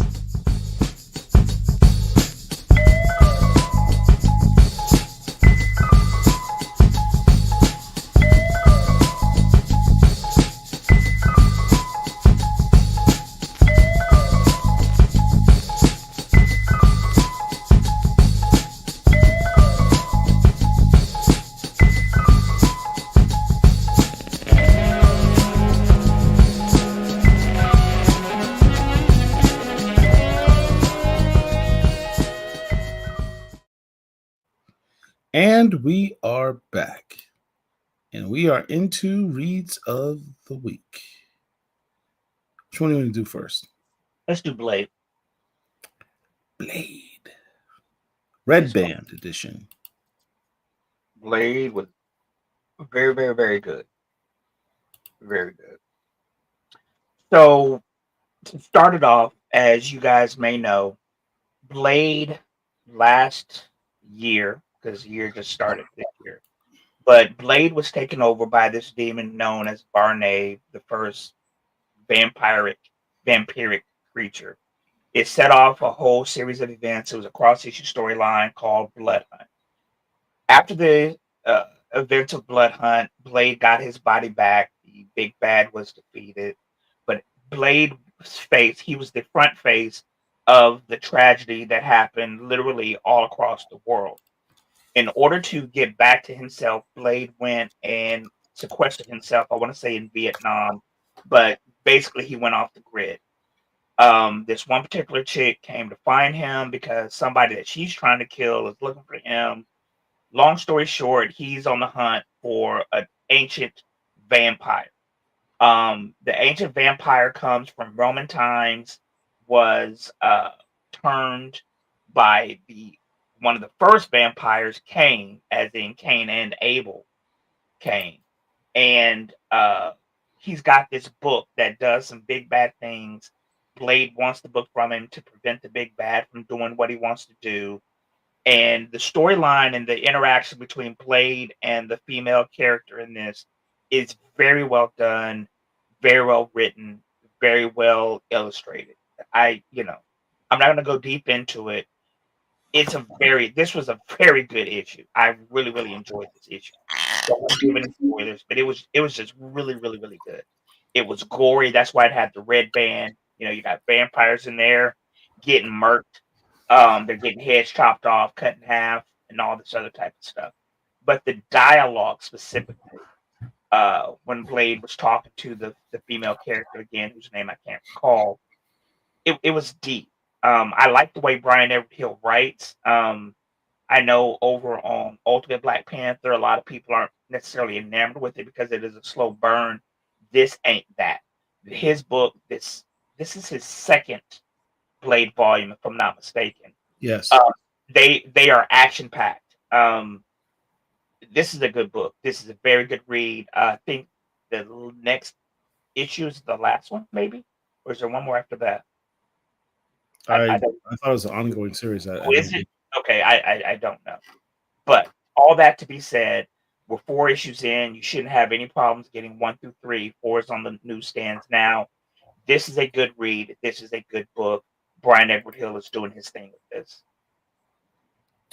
What makes me upset in reading Brian Edward Hill's run, let me take a look to see if there's any more after this. Oh, you're right. The next issue is the last issue. Next issue is the last issue. What makes me upset about Brian Edward Hill is that it makes me realize there really is no excuse as to why Marvel has not made a Blade movie. Because this man, every volume he writes is literally a Blade movie. It's not that difficult to come up with a script. I think the issue is Mahershala Ali, honestly. I think it has to be. It can't simply be the script, because Brian Edward Hill not only writes comic books, he's a writer in television and movies and stuff. He's Hollywood. He could crank out a Blade script like that, clearly. Yeah. So it's not a script issue, because you got a guy on retainer at Marvel who can write you a Blade movie script easily. He's already written it, technically. With that last volume he did, that's a Blade movie by itself. Yeah. I think you kind of, you don't necessarily need to show the whole beginning of Blade, because we had the Wesley Snipes version 26, 27 years ago at this point. So you can kind of go into him well into his vampire hunting career. Not to mention, in the original Blade film, remember, there wasn't some big, long origin story. Right, there was a flashback. Right. A flashback that gave his entire origin in like 2 minutes. Right. And as an aside, and Boucher Wright, who played his mother in that, who was also in Dead Presidents, should be a bigger star than she was, because that chick was beautiful, and she could act, and she would have been a good fan cast for Storm 20 years ago. But for me, what would have been nice would have been if they would have had the guy who directed the John Wick franchise do the directing. You can get Yolande Knoll or Trevante Rhodes as Blade. Mahershala Ali, with all due respect to him and his 2 Oscars, is way too old for the role, as far as I'm concerned. Get one of those 2 actors that I just mentioned, have Brian Edward Hill write the script. You can knock this movie out in 3 months, literally. You only have to put like $50-60 million into it. It's Mahershala. Having no information whatsoever, I think that he's the problem, the issue. Because understand, he was announced as Blade 6 years ago. 6 years ago. He was announced as Blade 6 years ago. He's right. So now Lathan was the mother, and Boucher Wright was the girlfriend or the love interest. You're absolutely right. I apologize for that. Yes, you're right. Yes, not Lathan, my ex. I'll never forgive you, girl. Sure. Anyway, yeah, that we should have a Blade movie by now. It's absurd. Right. It's him. It's got to be Mahershala, because there's no other project that has been announced has gone through like 4 directors, 5 script writers. It's him. So, yeah. What's our next book? Well, for me, the next one is DC Power, Rise of the Power Company. This is their annual anthology book that has 1, 2, 3, 4 different stories in it, written and illustrated by different creators. My 2 favorites in this was the first one. So I just recently got into DC in earnest over the past, say, 3 to 4 years. I guess there was a book or group called the Power Company. I have no knowledge of them. Really? Yeah. So yes, there was a comic book in the early 2000s called The Power Company, written by Kurt Busiek, art by Tom Grumet. The concept was that in DC Comics at the time, aliens had invaded the world, and they had, depowered a bunch, or depowered or captured. I don't remember. It was a long time ago. A lot of the superheroes in the world for world domination. At some point, a mutagenic wave was released in the world, and it mutated various people and gave them powers. One such is this brother you see on the screen here with the beard, Josiah Power, who was a high-powered attorney, literally in court, in a case. Mutagenic wave hits, he mutates, and gains these superpowers. His powers allows him to turn into like this rock-like form. Think of like Colossus, but instead of steel, it's rock. But that's not his extent of his powers. Obviously, he has the obvious powers of invulnerability and strength. But beyond that, he can absorb vast amounts of energy and redirect those vast amounts of energy. So kind of like Bishop. Superman considered him one of the most powerful beings on the DC planet. So like Bishop. But more powerful. Yeah.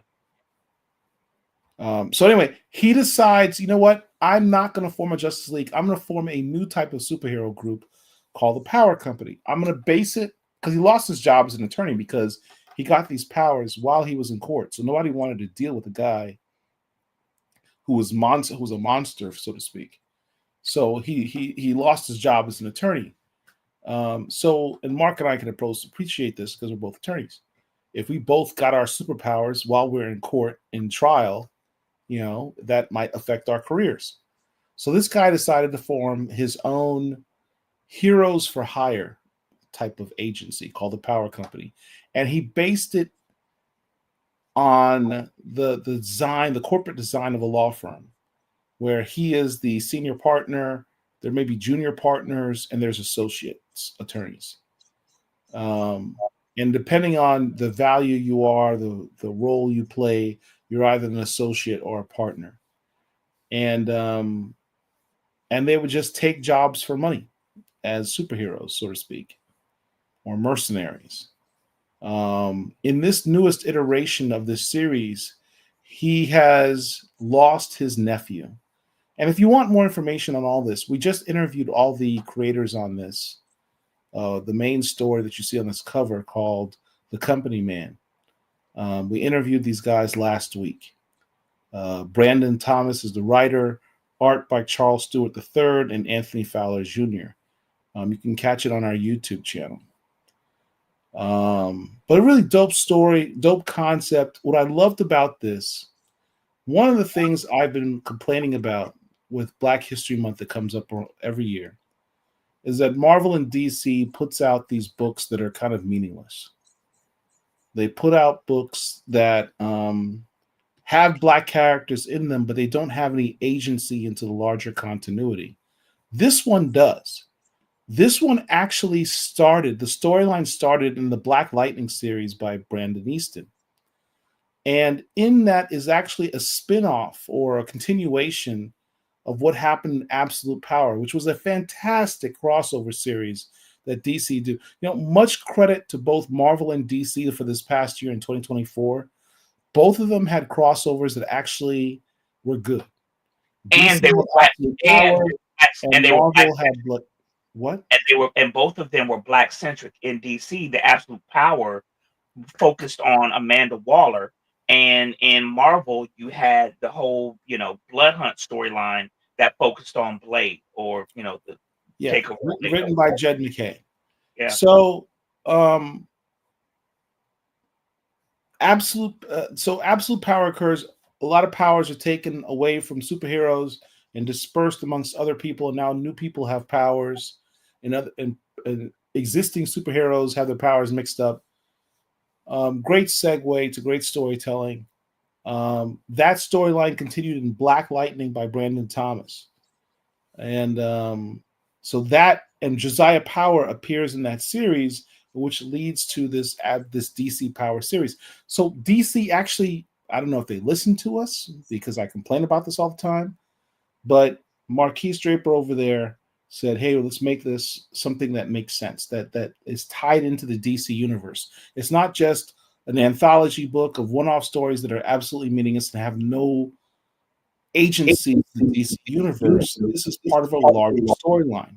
And it could potentially turn into something, but it all depends on the pre-order sales.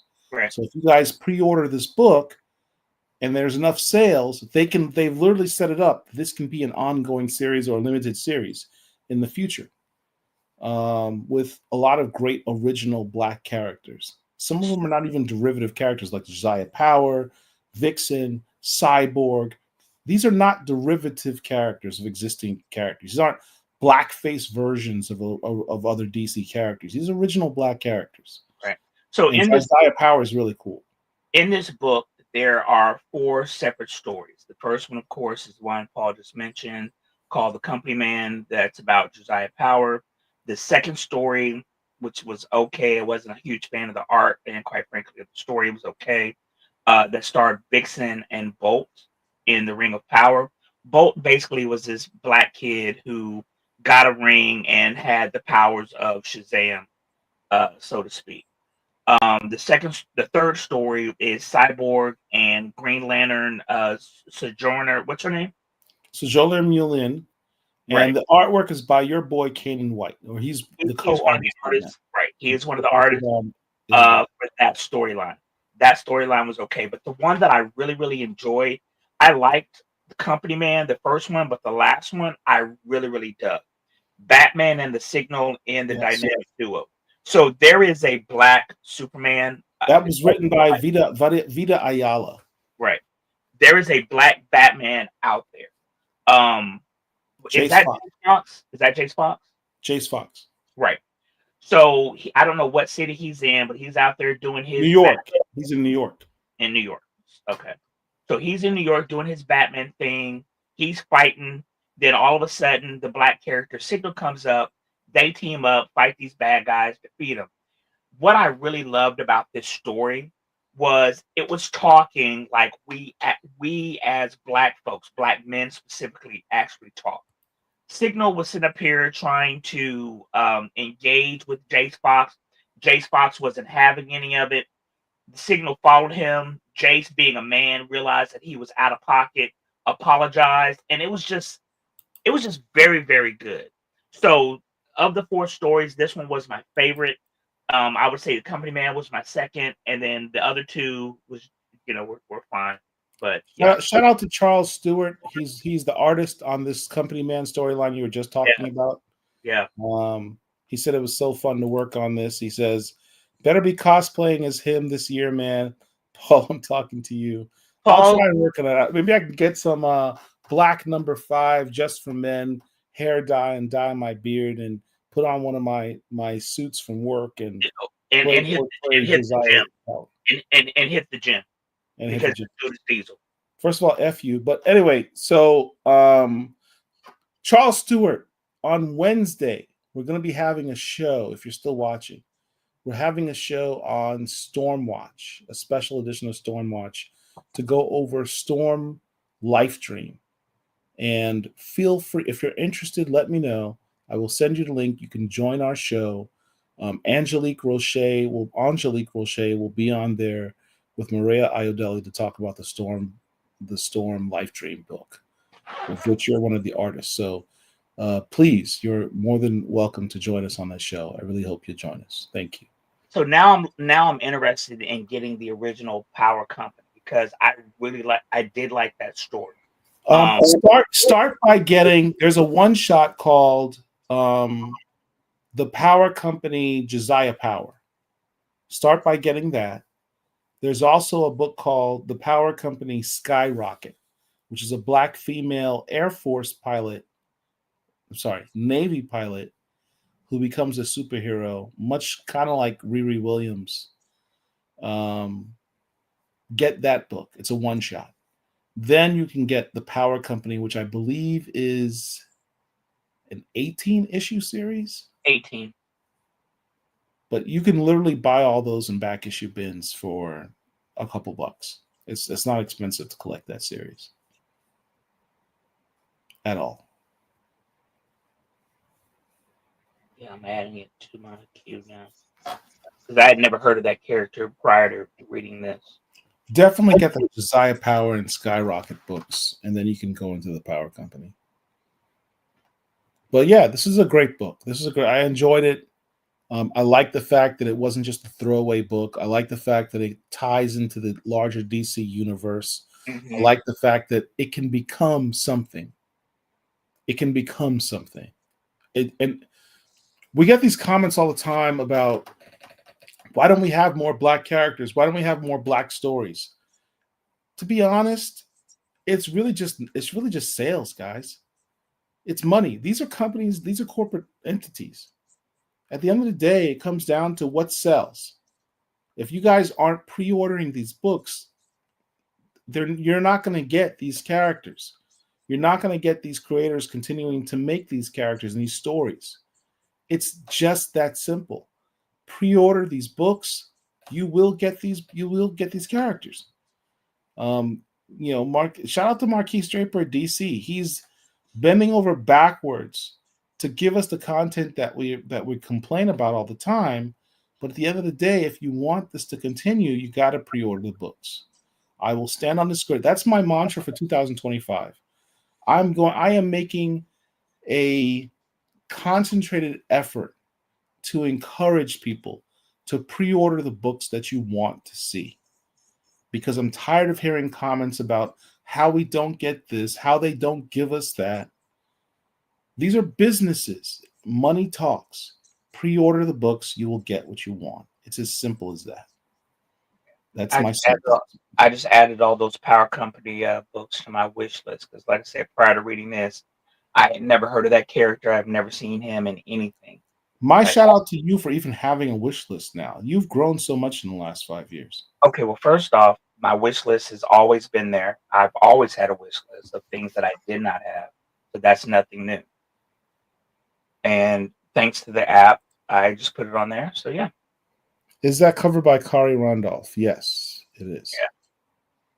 What was that book that he did? I worked on live stream as well, so I would love to join. All right. I'll tell you what. Charles, email us your contact information, your email address at blackcomiclords@gmail.com, and we'll send you a link for Wednesday. Benjamin DeBlay, there is a need for more exposure of black characters to the younger black population. That's correct. Even beyond just younger population of black characters, have you noticed there's not really a lot of, when Mark and I were growing up as kids, our introduction to comics, comic book characters, were cartoons on Saturday mornings. Where is the introduction to this next generation of kids today to comic book characters? Other than the MCU and the DCEU, what is their introduction to these characters? Probably games. There's no Saturday morning cartoons anymore. It's probably actually either going to come from video games. I don't know where else they get exposure to these characters. Right. So it takes old heads to bring them into comic book stores or introduce them to comic book characters. And that's why these movies are so important, because for a lot of people, as we know, they did not read comic books. They went to see the movies, and that may have spurred them to say, hey, maybe I'm curious to see what this Black Panther fella is all about. let me pop my head in a comic book store and see what's going on. I'd be interested to know what the sales were for the Ta-Nehisi Coates run of Black Panther around that time period. You know, when the movie dropped in 2018, in February, what were the sales like for his book? You know, so yeah, and people are saying is right. YouTube is one way the kids get introduced to characters. Video games is a great start. Yep. Parents and games. Yep. The first exposure for many younger people is definitely video games. Yep. Games like Marvel Rivals seem to be driving interests. I agree. So then that means that those games need to have more Black characters in them. TV is gone. Everything is streaming services, and kids are mostly into anime. You know, Disney has a whole network where they can introduce stuff and do stuff with, but they don't. There is no logical reason why T'Challa has not had his own series of cartoons. You know, as I mentioned at the very start of this program 2 hours ago now, Spider-Man has had no less than 12 going on, I want to say 13 individual cartoon or animated series. T'Challa's only 4 years younger than he is. Why have we not seen that? You know, that's why a lot of people know who he is because he's ubiquitous in our society, be it cartoons, be it comic strips, be it movies, you know? So, yeah. Charles Lewis is crazy because if you look at the numbers for Marvel Rivals, there's actually been an increase in Marvel Comics interest because of the game. I believe that. Good movies are also important. I didn't touch a comic book until I saw Tim Burton's Batman movie. 1989, yeah. T'Challa popped up on that preschool Spider-Man cartoon. I never saw that one. It's probably on YouTube. Charles Stewart, the game is literally the free publicity about their characters. It really takes advantage of the Fortnite theme of playing with your friends. The cross-pollination between mediums for comics is a must. I agree. 100% agree. Whereas we had cartoons as kids, kids are really into video games now. That's a perfect way to segue into comics. I mean, I think those video games they should literally have advertisements at the end of the video games for comic books, or maybe even have free comic books in the video game. I don't know. But as much as they can tie in the video games to the continuity of the comics to make kids interested in following up with continuing the story, I'm here for it. I'm absolutely here for it. But I think another part really is making comic books more accessible to kids. Putting them in Walmart again, I think, is a big thing. Supermarkets is a big thing. And honestly, from my own experience with my own daughter, she hates floppies. She hates floppies. She's not interested in these. She'd rather have a trade paperback with the entire story. I buy her these floppies, and she's like, "Daddy, I appreciate you buying me these books, but I want the entire story. I don't want to have to wait a month to find out what happens next." Because she's a reader. She likes to read. She wants to read the entire story. She doesn't want to read 1/5 of a story. She wants to read the whole story in one sitting. Because unlike our childhood, they don't want to wait week to week for episodes or month to month for issues. This is a generation that grew up with Netflix. They like to binge watch entire seasons of a show at one time in one sitting. So trade paperbacks, honestly, I think is the future of comics. Trade paperbacks or graphic novels specifically is the future of comics if you want to get the next generation invested. That's why manga is so popular, because they can get entire storylines in one book, and it's at a decent price. It's at a reasonable price. Comics are expensive. You know, you're paying $5 for a freaking one issue of a comic book, and it's only 22 pages. It's expensive. I remember when I stopped collecting comic books in the 90s because they had gotten up to like 85 cents. I'm like, oh my God, that's just way too much. I remember when I graduated law school, and just started working as a state attorney, I didn't have any money. I stopped collecting comic books for a good, I think, 2 years. I stopped collecting. Where I think I switched from floppies to just buying trade paperbacks because I couldn't afford it. Yeah. I don't think I collected comic books from like say 19. Well, I know when I was in the military overseas, I didn't collect, obviously. So that was 89 to 91. When I got to Texas is when I started collecting again. So we're talking 91 to 93, maybe up until 96. So 91 to 96 in law school, I don't know that I collected at all because I can't remember there being a comic book store that I went to in Miami. And so I didn't really start collecting again till after I graduated and I moved back. So I missed a lot of stuff in the 90s. Let's check out some of these comments. Damon Watson says, good movies are also important. I didn't touch a comic book until I saw Tim Burton's Batman movie. T'Challa popped up on that preschool Spider-Man cartoon. I think I saw that one already. The game's literally fully publicity. We saw that one. Benjamin says, they don't want to take a risk. Stanley Lee and Kirby took a big risk with the Black Panther. That's true. 1960s cartoon of Spider-Man can't be beat. Oh, the theme song was Spider-Man. Spider-Man. Don't do that. Does whatever a spider can. It's a classic. Kids also find out about comics from their friends. Yeah, but if friends aren't reading. My girls know about Spider-Man from the Spider-Verse films and their classmates. Yeah. All the boys have superhero shirts. But here's the thing. People may have the merch. Doesn't mean that they know what the material is, though. Yeah. Because nerd culture is ubiquitous. You know, Paul and I have had this conversation before many times, is that you can practically go into any store and find superhero nerd merch. Spencer's, Walmart, FYE, you know, just all over the place. When I was a kid, I don't know if that stuff even existed or where you would get it, because I didn't know there was a thing such as comic book stores. Where I got my comic books was from Safeway or from, you know, a drugstore.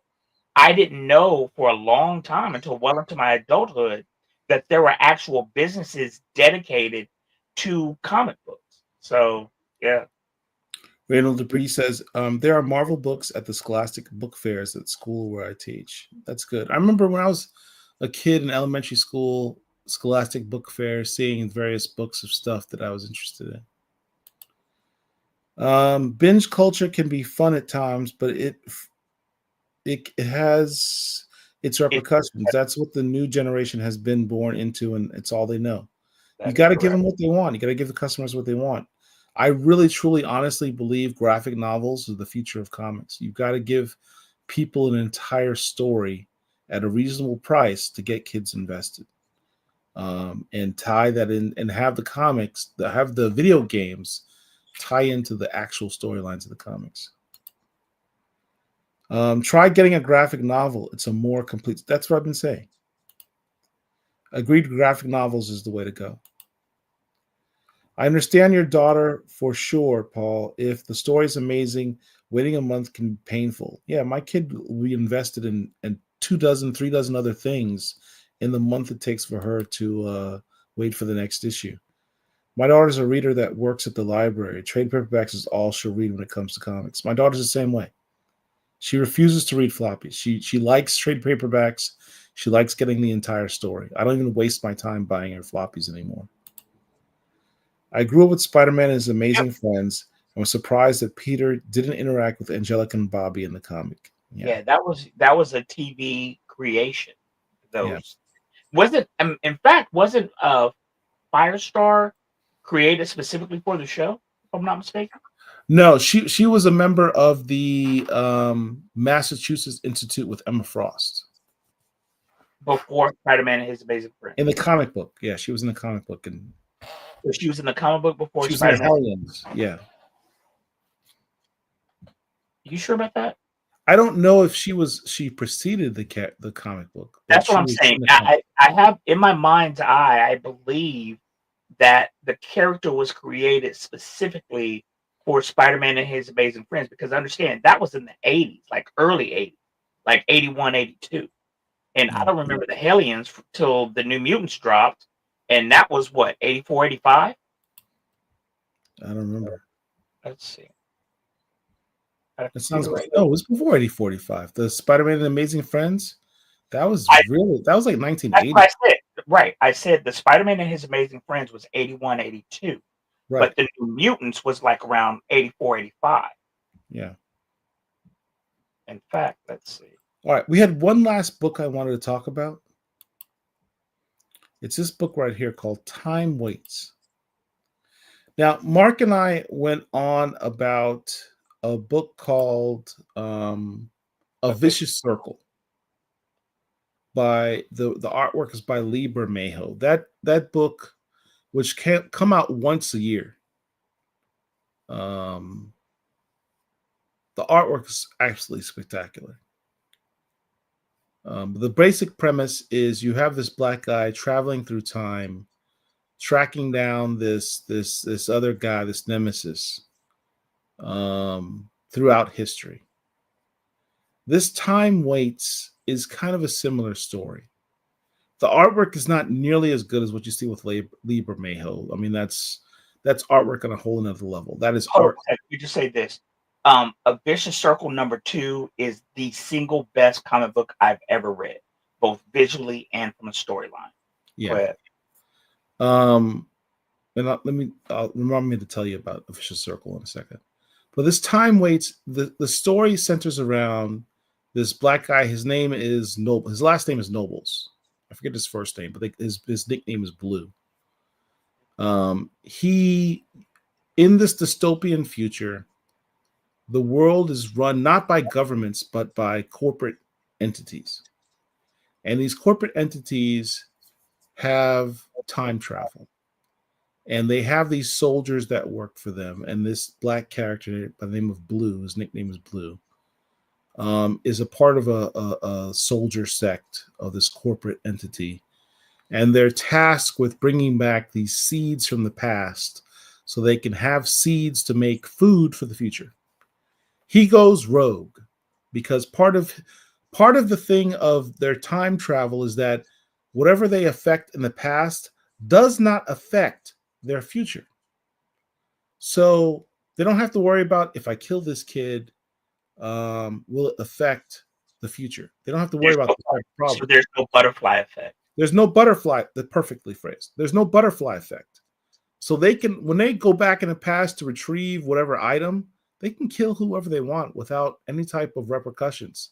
So they're creating alternate timelines then. No, they're not. They're not creating alternate timelines. There's absolutely no repercussions to them doing whatever they want in the past. So it in essence creates these soldiers that are completely amoral because they're not worried about, hey, I'm going to sit here and take this gun. I'm going to kill this person over here. Don't worry about it because it doesn't really affect my future. I can do whatever I want. I can kill whoever I want. If I have to, if my mission is to obtain this object, I can kill 1,000 people to get that option without having any type of effect on my timeline. There's no repercussions for me. So you end up creating soldiers that have no morals whatsoever. Their goal is to accomplish the mission without any type of thought in the process. This black guy had a thought. This main protagonist, Noble, says, you know what? I don't want to, he's literally in a situation where he has to kill a kid. I don't want to kill a kid. I don't want to finish this mission. And he decides to go rogue. He steals the seeds and stays in that past timeline. He's a traitor to his company. And so the company sends all these soldiers back in time to retrieve what he stole, which is these seeds, and to basically bring him to justice and kill him for being a rogue. And in this particular issue, they finally catch up to him. I think this is like the third issue in the series. It's only a 3-issue series. So they finally catch up to him and bring him to the future to face justice for his transgressions in being a traitor to their cause. I'm not really doing justice in summarizing this, but it's a cool story. It's a very cool story. The artwork is very good. It's not as nearly as good as Vicious Circle. I'm not trying to tell you that, but the storyline is along those same vein, and it's a cool story. I enjoyed this series tremendously. Time Waits. It's written by Chip Zdarsky, who is a legend in comic book writing. So it's a series I definitely recommend. But to go back to what we were talking about briefly a moment ago, Firestar was created for Spider-Man and His Amazing Friends in 1981. That was her first appearance. And the New Mutants dropped in 1983. So when the Aliens came, it would have been after that. So yeah. All right, let's check out these comments. Charles Stewart says, interesting question would be, how would the structure of publishing Big Two operate if they just produce comics as trades in the same way manga does long form development? The answer is, I don't know. I don't think the answer actually specifically is no one knows, because it's never been done before. Hold on, let me interject here. For the younger audience, it would probably be good because there are a lot of young kids who are into manga. I personally am not, even though I love anime. I'm not into manga at all. A lot of the anime that we see on TV comes from manga, but that's what they're accustomed to. For old heads like us, I want my books once a month. Okay, I don't want to have bookcases full of manga. I like having my individual issues. So for old heads, I hate change. So for us, we're dying out. It would be a bad thing, but for this younger generation, it actually might be a good thing, and that might actually save the comic book industry if they just did it. At the end of the day, it's about saving the industry, because we can love our floppies as much as we want, but if these companies close, we're not going to get any more floppies. You really have to invest in the next generation. They're the future of the industry, and I honestly believe graphic novels is the future. Even if you're looking at it from a perspective of how much the cost of this book per page, buyers are paying more for a floppy than they are for a trade paperback or a graphic novel. Absolutely. So it makes more sense for the buyer to get a graphic novel or trade paperback than it does to get a floppy, which proves that floppies are overpriced. Because back in the day when we were kids, these comics were disposable items. Even before Mark and I were kids, before our time, in the 40s and 50s, comics were disposable items. You read them and you throw them away. People didn't know that they were going to be worth anything. Right. They were designed to be read and thrown away like a newspaper, which is why they were printed on crappy paper, which is why they're so valuable now. Those comics from the 40s and 50s, the golden era. So you really have to, if you want to invest in the future, I truly believe you've got to go that route of doing these trade paperbacks or graphic novels. Marvel has started to do that. They have these digest versions of comics. They're smaller than your regular size trade paperbacks. They're called digest size, but they have the complete storyline in them. And I really think they need to invest more in doing that. If you want kids to be invested in these characters, they need to put those books out more often, in my opinion. Damon Watson says, I like your idea of connecting graphic novels with other media. In real life, film school includes writing narratives for video games. Comic can give more depth and hints to future video game stories. I agree with that 100%. Man-made God approved. Just subscribe. Wanted to say, thank you very much. Thank you. Again, anyone who's watching this, please, please, please, please, please, just take a second. You're already watching us. Hit the like button. Share this video on your social media. Just hit, whether it be Twitter, Facebook, I don't care. Blue Sky, Threads, whatever it is, Instagram, share this video so we can get some more followers and subscribers to our channel. If you're not subscribed to the channel, please do so. It costs you absolutely nothing. and it helps our channel continue what we're doing and lets you know when we give more dope content like this. Electric Blurty says A Vicious Circle was brutal for sure. It make a great movie or limited series. Yeah, Mark loves the series. I love the series too. The world is run by corporate entities, so it's like modern day then. Yes, very much so. It's actually not set that far in the future. We're talking maybe 20, 30 years in the future.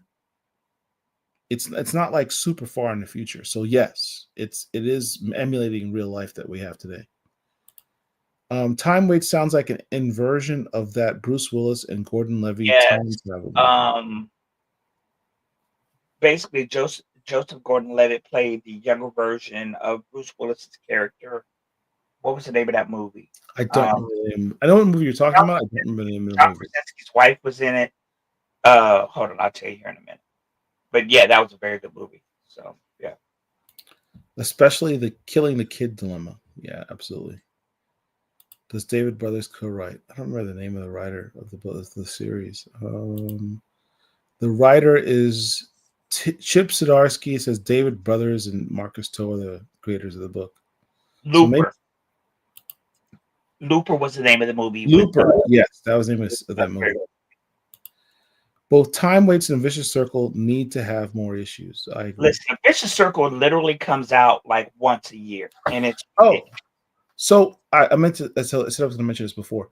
A Vicious Circle is up for pre-order for the trade paperback in hardcover edition.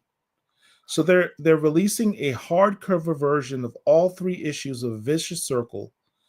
And understand, this book is already a large format book. So this is in essence, it's a coffee table version of A Vicious Circle in hardcover. It's up for pre-order right now. I would highly suggest buying it. It's $20.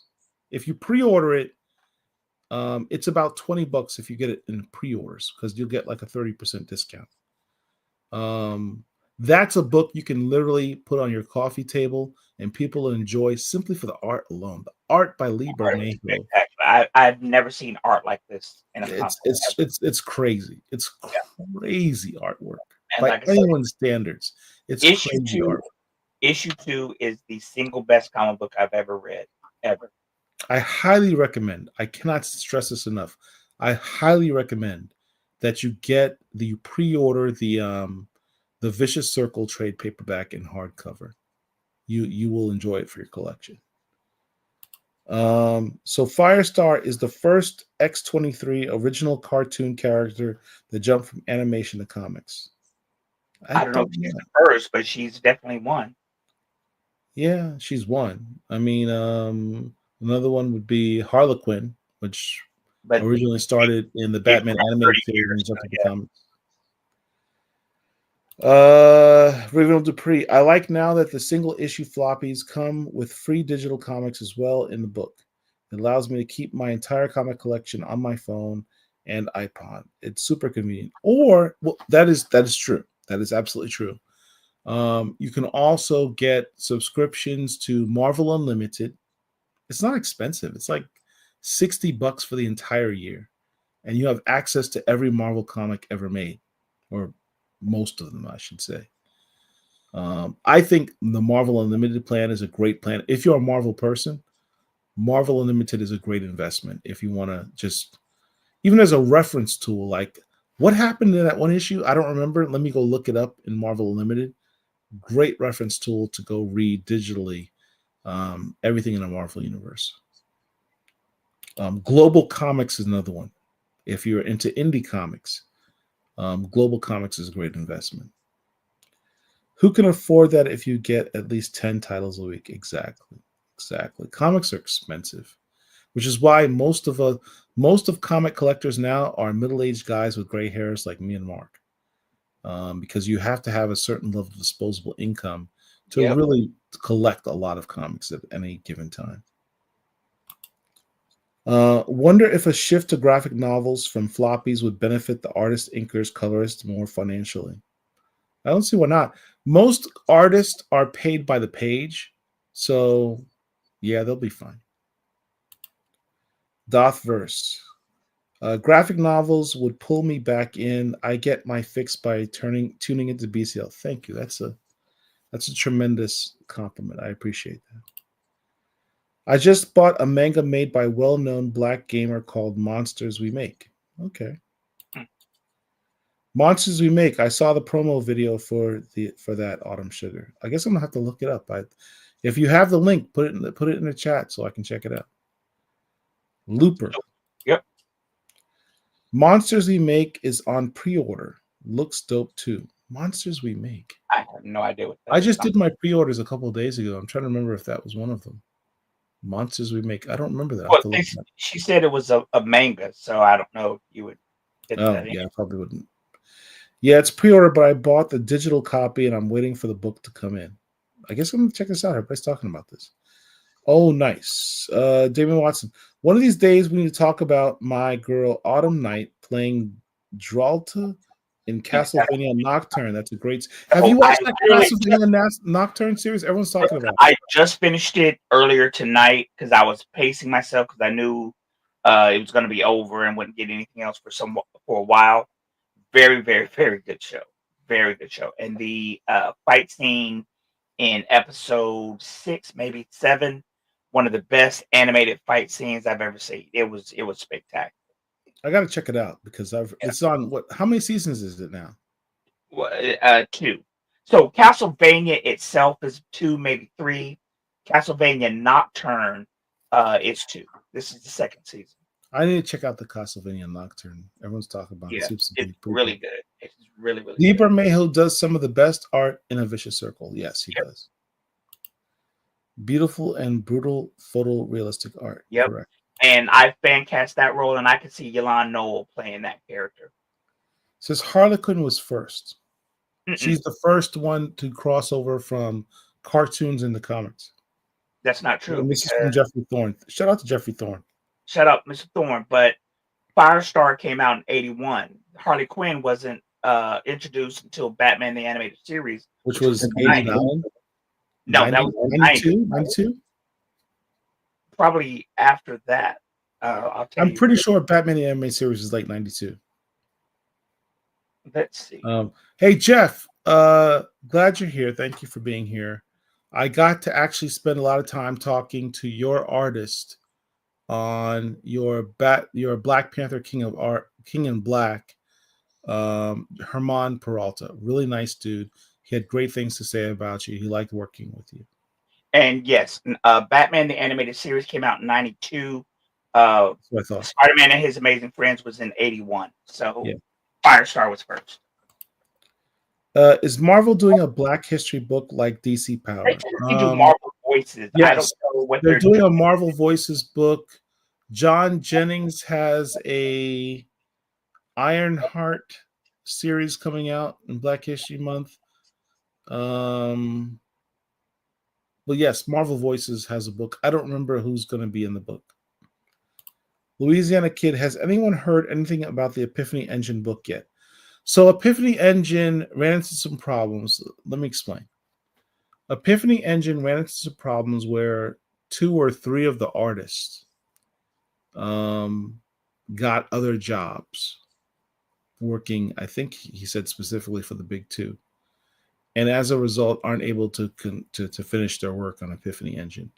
So Tony Cottrell has been out trying to find some new artists to finish the book. I think the book is 60% done or something like that. I don't know when the book is going to come out, but I think it'll be done by the summer, I think is the best estimate. So that's all I can tell you on that. But once it is done, it still should be pretty amazing. Wait a minute. Aren't we on 3 issues of A Vicious Circle already? Or are we just 3? Yes, there's 3 issues out. Okay, so the trade paperback that's on pre-order right now collects those 3 issues into one book in a hardcover. I don't see my issue number 3. Let's see. Has there been a BCL variant cover for a particular comic title? Oh, yes. We actually have 3 BCL variants at this point. So the first one was Black Cotton, right? Oh, look at you! You pulled that right out. Well timed. Black Cotton number 6. That was our first BCL variant. Marc is on the cover. Unfortunately, Marc thinks he is a different person than he is on that cover. I know, Paul. I know who I am. This is me right here, number 2. I don't know which one you are. I think you're Marc. 3. Right I've spoken to the artist, and I can tell you that the very first guy at the very top of the page, at the very top of the sword, that's you. I know you don't believe me, but I'm telling you, I have spoken to the artist, and he has definitively said that is you. He's wrong. If you don't believe me, I will give you the artist. I will put you in contact with the artist, and he will tell you personally. You are the guy who's at the top of the sword. He's wrong. I'm number 2. All right, fine. You're being an idiot. That's fine. It is what it is. We also have a second variant that's by Concrete Comics. It's the Deja Vu Watchmen crossover called Crucial Conflict. That's also it's our second BCL variant. Our third BCL variant just came out with Stranger Comics, and that's for the She Tribe book by Stranger Comics. Yes, BCL actually has 3 variants. And in fact, I believe we're the first Facebook group to ever have a variant comic in the history of comics. So yes, BCL made history that way. Jeffrey Thorne says, but Forrester wasn't in comics until after Harley, I believe. Who? Forrester? Who's Firestar? I think he means Firestar. Firestar wasn't in comics until after Harley. Oh, okay. I see what he's saying. I see what he's saying. That's a good point. Yeah. That's a good point. Yeah. Okay. I see what you're saying now. Herman, yes. Herman, cool guy. He had great things to say about you, Jeffrey. I had a great conversation. He's a very nice guy, very nice and talented artist. So, real quick, going back, if any of you guys want any of these Black Cotton special issues, let me know. Hit me up in my DMs on ATL Blurred on Twitter, and then I will send you one for a price, of course, for the price of shipping. Yep. There's only 250 copies of that book made in total. Super rare. Yep. So yes, it's going to cost a price. Damon says, "Hey, is X-Force going to keep coming as an ongoing series? Is it extended a few months at a time, or does it have a set number of issues for the run like Blade and Black Panther?"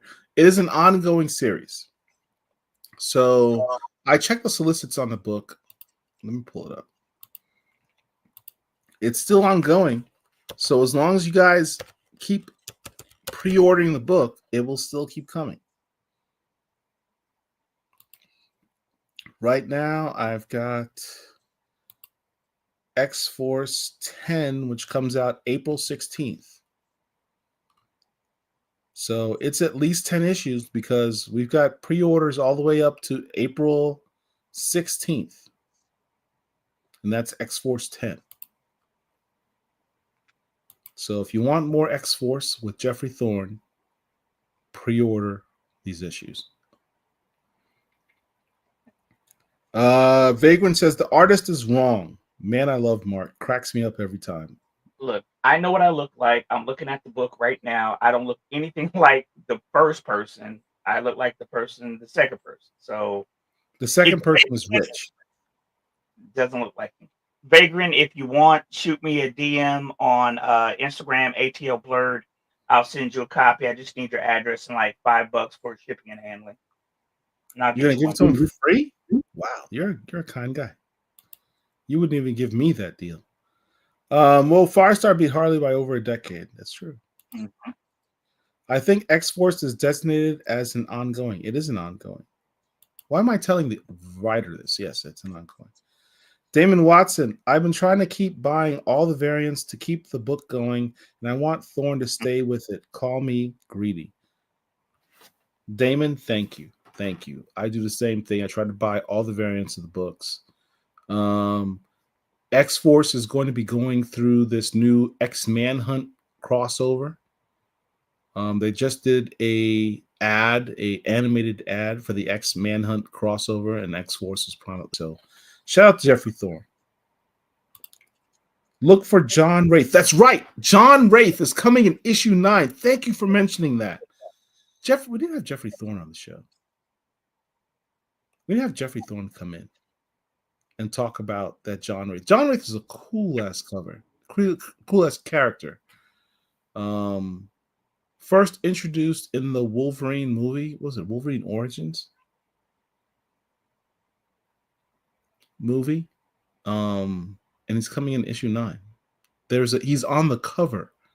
I think it's by Phil Noto. So yeah, that's kind of cool. I'm excited about that. Wraith, the dude played by Will.i.am. Yes, correct. In the Wolverine Origins movie. Did you like Nocturne better than the first Castlevania? I won't say that, but they're both equally excellent. They're really, really good. Both of them are really good. Collective British says, I know John Wraith was a member of Weapon X. Yeah, he was. All right. So that is all of our comments. And we've been on for 2.5 hours. I think that's our show. Hold on a second. Let's do what you're watching real quick. Oh, that's right. You did have a what you're watching thing. Yep. What are you watching? Actually, I had 2 more comments about fan casting. Okay. I wanted to get your opinion on this. Absolutely not. Get that off the screen. Cynthia Erivo of the Wicked movie. Okay. My kid loves the Wicked movie. I have now seen Wicked probably 4 times because my kid loves this movie so much. Okay, let me say this. Cynthia Erivo is a very, very good actress. The first time that I remember seeing her was in the movie Widows with Viola Davis. I next saw she played Harriet Tubman. She did well in that. She was in this series on HBO about like this vampire creature who could switch bodies or whatever the case may be. Oh, something about the Bad Night at the El Royale Hotel or something like that with Chris Hemsworth. I'll tell you the exact moment, the exact name of the movie here in a second. She is a good actress, okay? Don't get me wrong. She's very, very fine in the past. I don't know what she has going on with herself now. She done shaved the eyebrows, then got really skinny. But when I saw her in Widows, I was like, yo, she's fine. But she's too short. She's too weird looking now. So absolutely not. No. Plus, from an age, she has no eyebrows and no hair. Yeah. I don't care about the hair thing. I honestly don't care about the eyebrow thing. But she's got the whole septum ring, nose ring thing. She done got skinny. She's gone full weird. She's dating the chick who directed Queen and Slim. I don't remember. I think she created The Shy as well. Lena Waithe, is that her name? Lena Waithe. Yeah, they're a couple. I didn't know. Yeah, they're a couple, but she's just gone weird now. No, she's not right for that role. Absolutely not. But I'll tell you the movies that I saw her in that she was really good at. I liked Harriet. Bad Times. She got panned because she's playing an African American icon and she's British. Right. I thought was just stupid. It's stupid. She did very well in that role. It was a good movie. Yeah. If you want to see her, look up Widows, which came out in 2018. Bad Times at the El Royale, which was also very good. And there was a series she was in on HBO, and I'm trying to find the name of that. The Outsider. That was very, very good. So she can act. She's just not right for this role for a variety of reasons. Even like this? She's not right for this role. No. She's not that tall. No. Chick is like 5'1". No. I agree with you. I agree with you 100%. She's not right for the role. She's too tall. She's also too old. Yes. Again, I believe the next Storm should be in her 20s. Because I would prefer that they start the X-Men universe, the X-Men introduction into the MCU with them still at Xavier's in school. Make them young. She's 37 or 38. She's born too old for the role. She's too old for the role. Correct. Correct. She's automatically aged out. Yep. All right. So, Mark, you said you're going to talk about the new amazing Friendly Neighborhood Spider-Man. Well, first off, let's go to the series that I sent you in the DMs. What's it called? Something with an S. No, it starts with a P. Paradise. Paradise. To sleep, perchance to dream.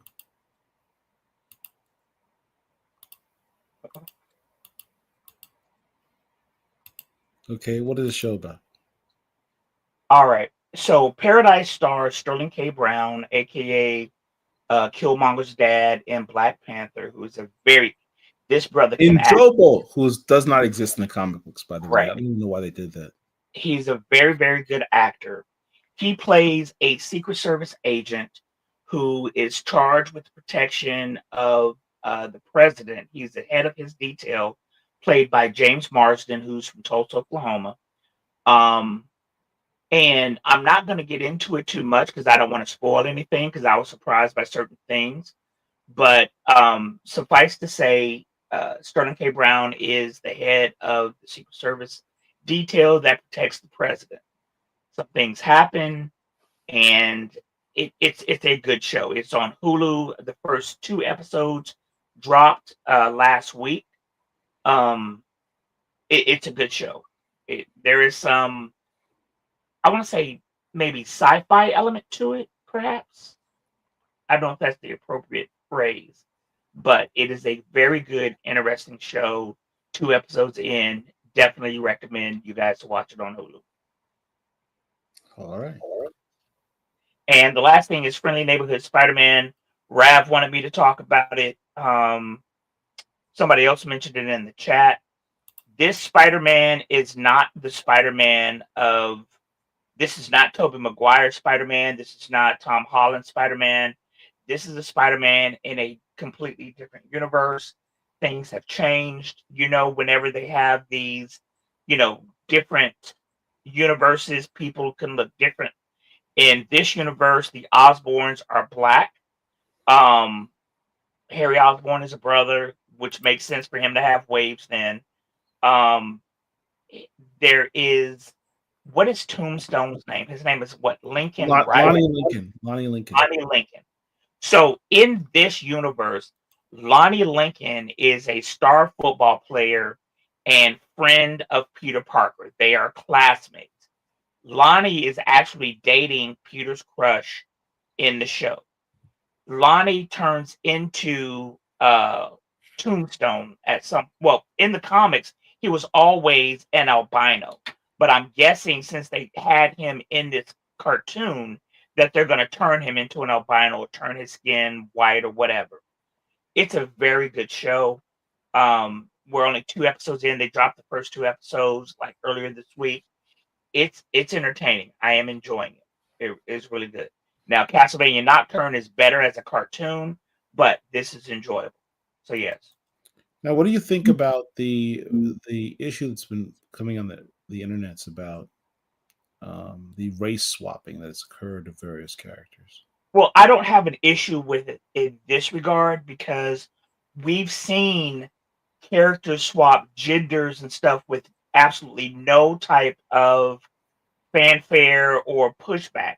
In the first Miles Morales animated movie, you had Doc Ock was a chick, voiced by Catherine Hahn, aka Agatha Harkness. So I don't take issue with it, because we're dealing with the multiverse.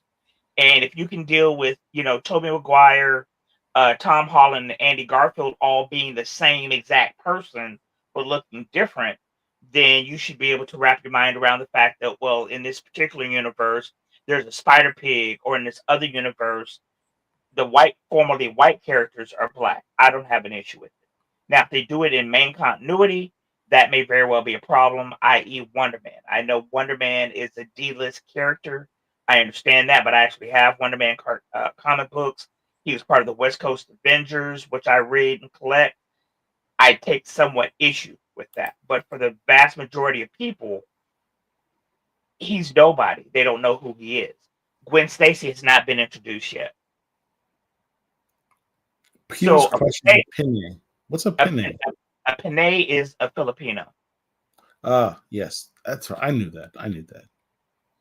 Yeah. That wave manipulating teammate of Luna show. I don't know what that means. I don't know what that means. Luna Lafayette, the Moon Girl? I don't know. Yeah, I mean, a small window where Wonder Man could hold his own strength-wise with the Juggernaut. Yeah, I mean, he's top tier. He falls, back in the old days in the 80s, they had the weight class of like 100 tons was the top of the class with, Thor, Hercules, Hulk, et cetera, et cetera. I want to say Wonder Man was in that tier, if I'm not mistaken. All right. Michelangelo race swapped Yeshua ben Joseph, Jesus Christ. So I want to hear any complaints as long as it's done well. Yeah. So basically, what he's talking about, he's kidding, but he's serious. So there's a famous image of Jesus Christ, but it's actually one of the Medicis, if I'm not mistaken. One of his sons, one of the Medicis, is the image of Christ. That image is not what's relayed in the Bible, if you believe in that stuff, because in the Bible it says he had feet of bronze, hair of wool, or something along those lines, which sounds like a brother to me, not what we saw with the long hair and all that other good stuff. So, yeah. Collective Birdie Ditch says, I always saw the Osbournes as white passing because of their waves and their whole government names. Norman Virgil Osborne and Harold Theophilus Osborne. They do have a lot of black tendencies. I mean, that you really can't escape that. That's funny. I Manifesto. Wonder Man was able to lift press 80 tons. So he would have been in the next tier underneath the heavyweights like Thor, Hercules, etc. Yeah. All right. That's everything that we have. All right. Guys, thanks for joining us. Make sure if you have not done so before you get out of here, hit the like, share, and subscribe buttons. And we will see you next time. Wonder Man True has a great backstory, strong connections. Okay. All right. Mark, you have anything else to say on the out? Nope, that's it. See you guys next time. Thanks for joining us. All right. Let me figure out how to get out of this. And thank you all for joining us. Please, if you haven't already, again, hit the like button. Seriously, guys, hit the like button. You're already on the screen right now. Tap the screen, hit the like button, share it on your social media. If you're not subscribed to the channel, please do so. It costs you nothing, and it lets you know when we're going to do these shows in the future. So until next time, thank you all for your participation. Thank you all for watching. We appreciate each and every one of you. Black Comic Lords, we got you.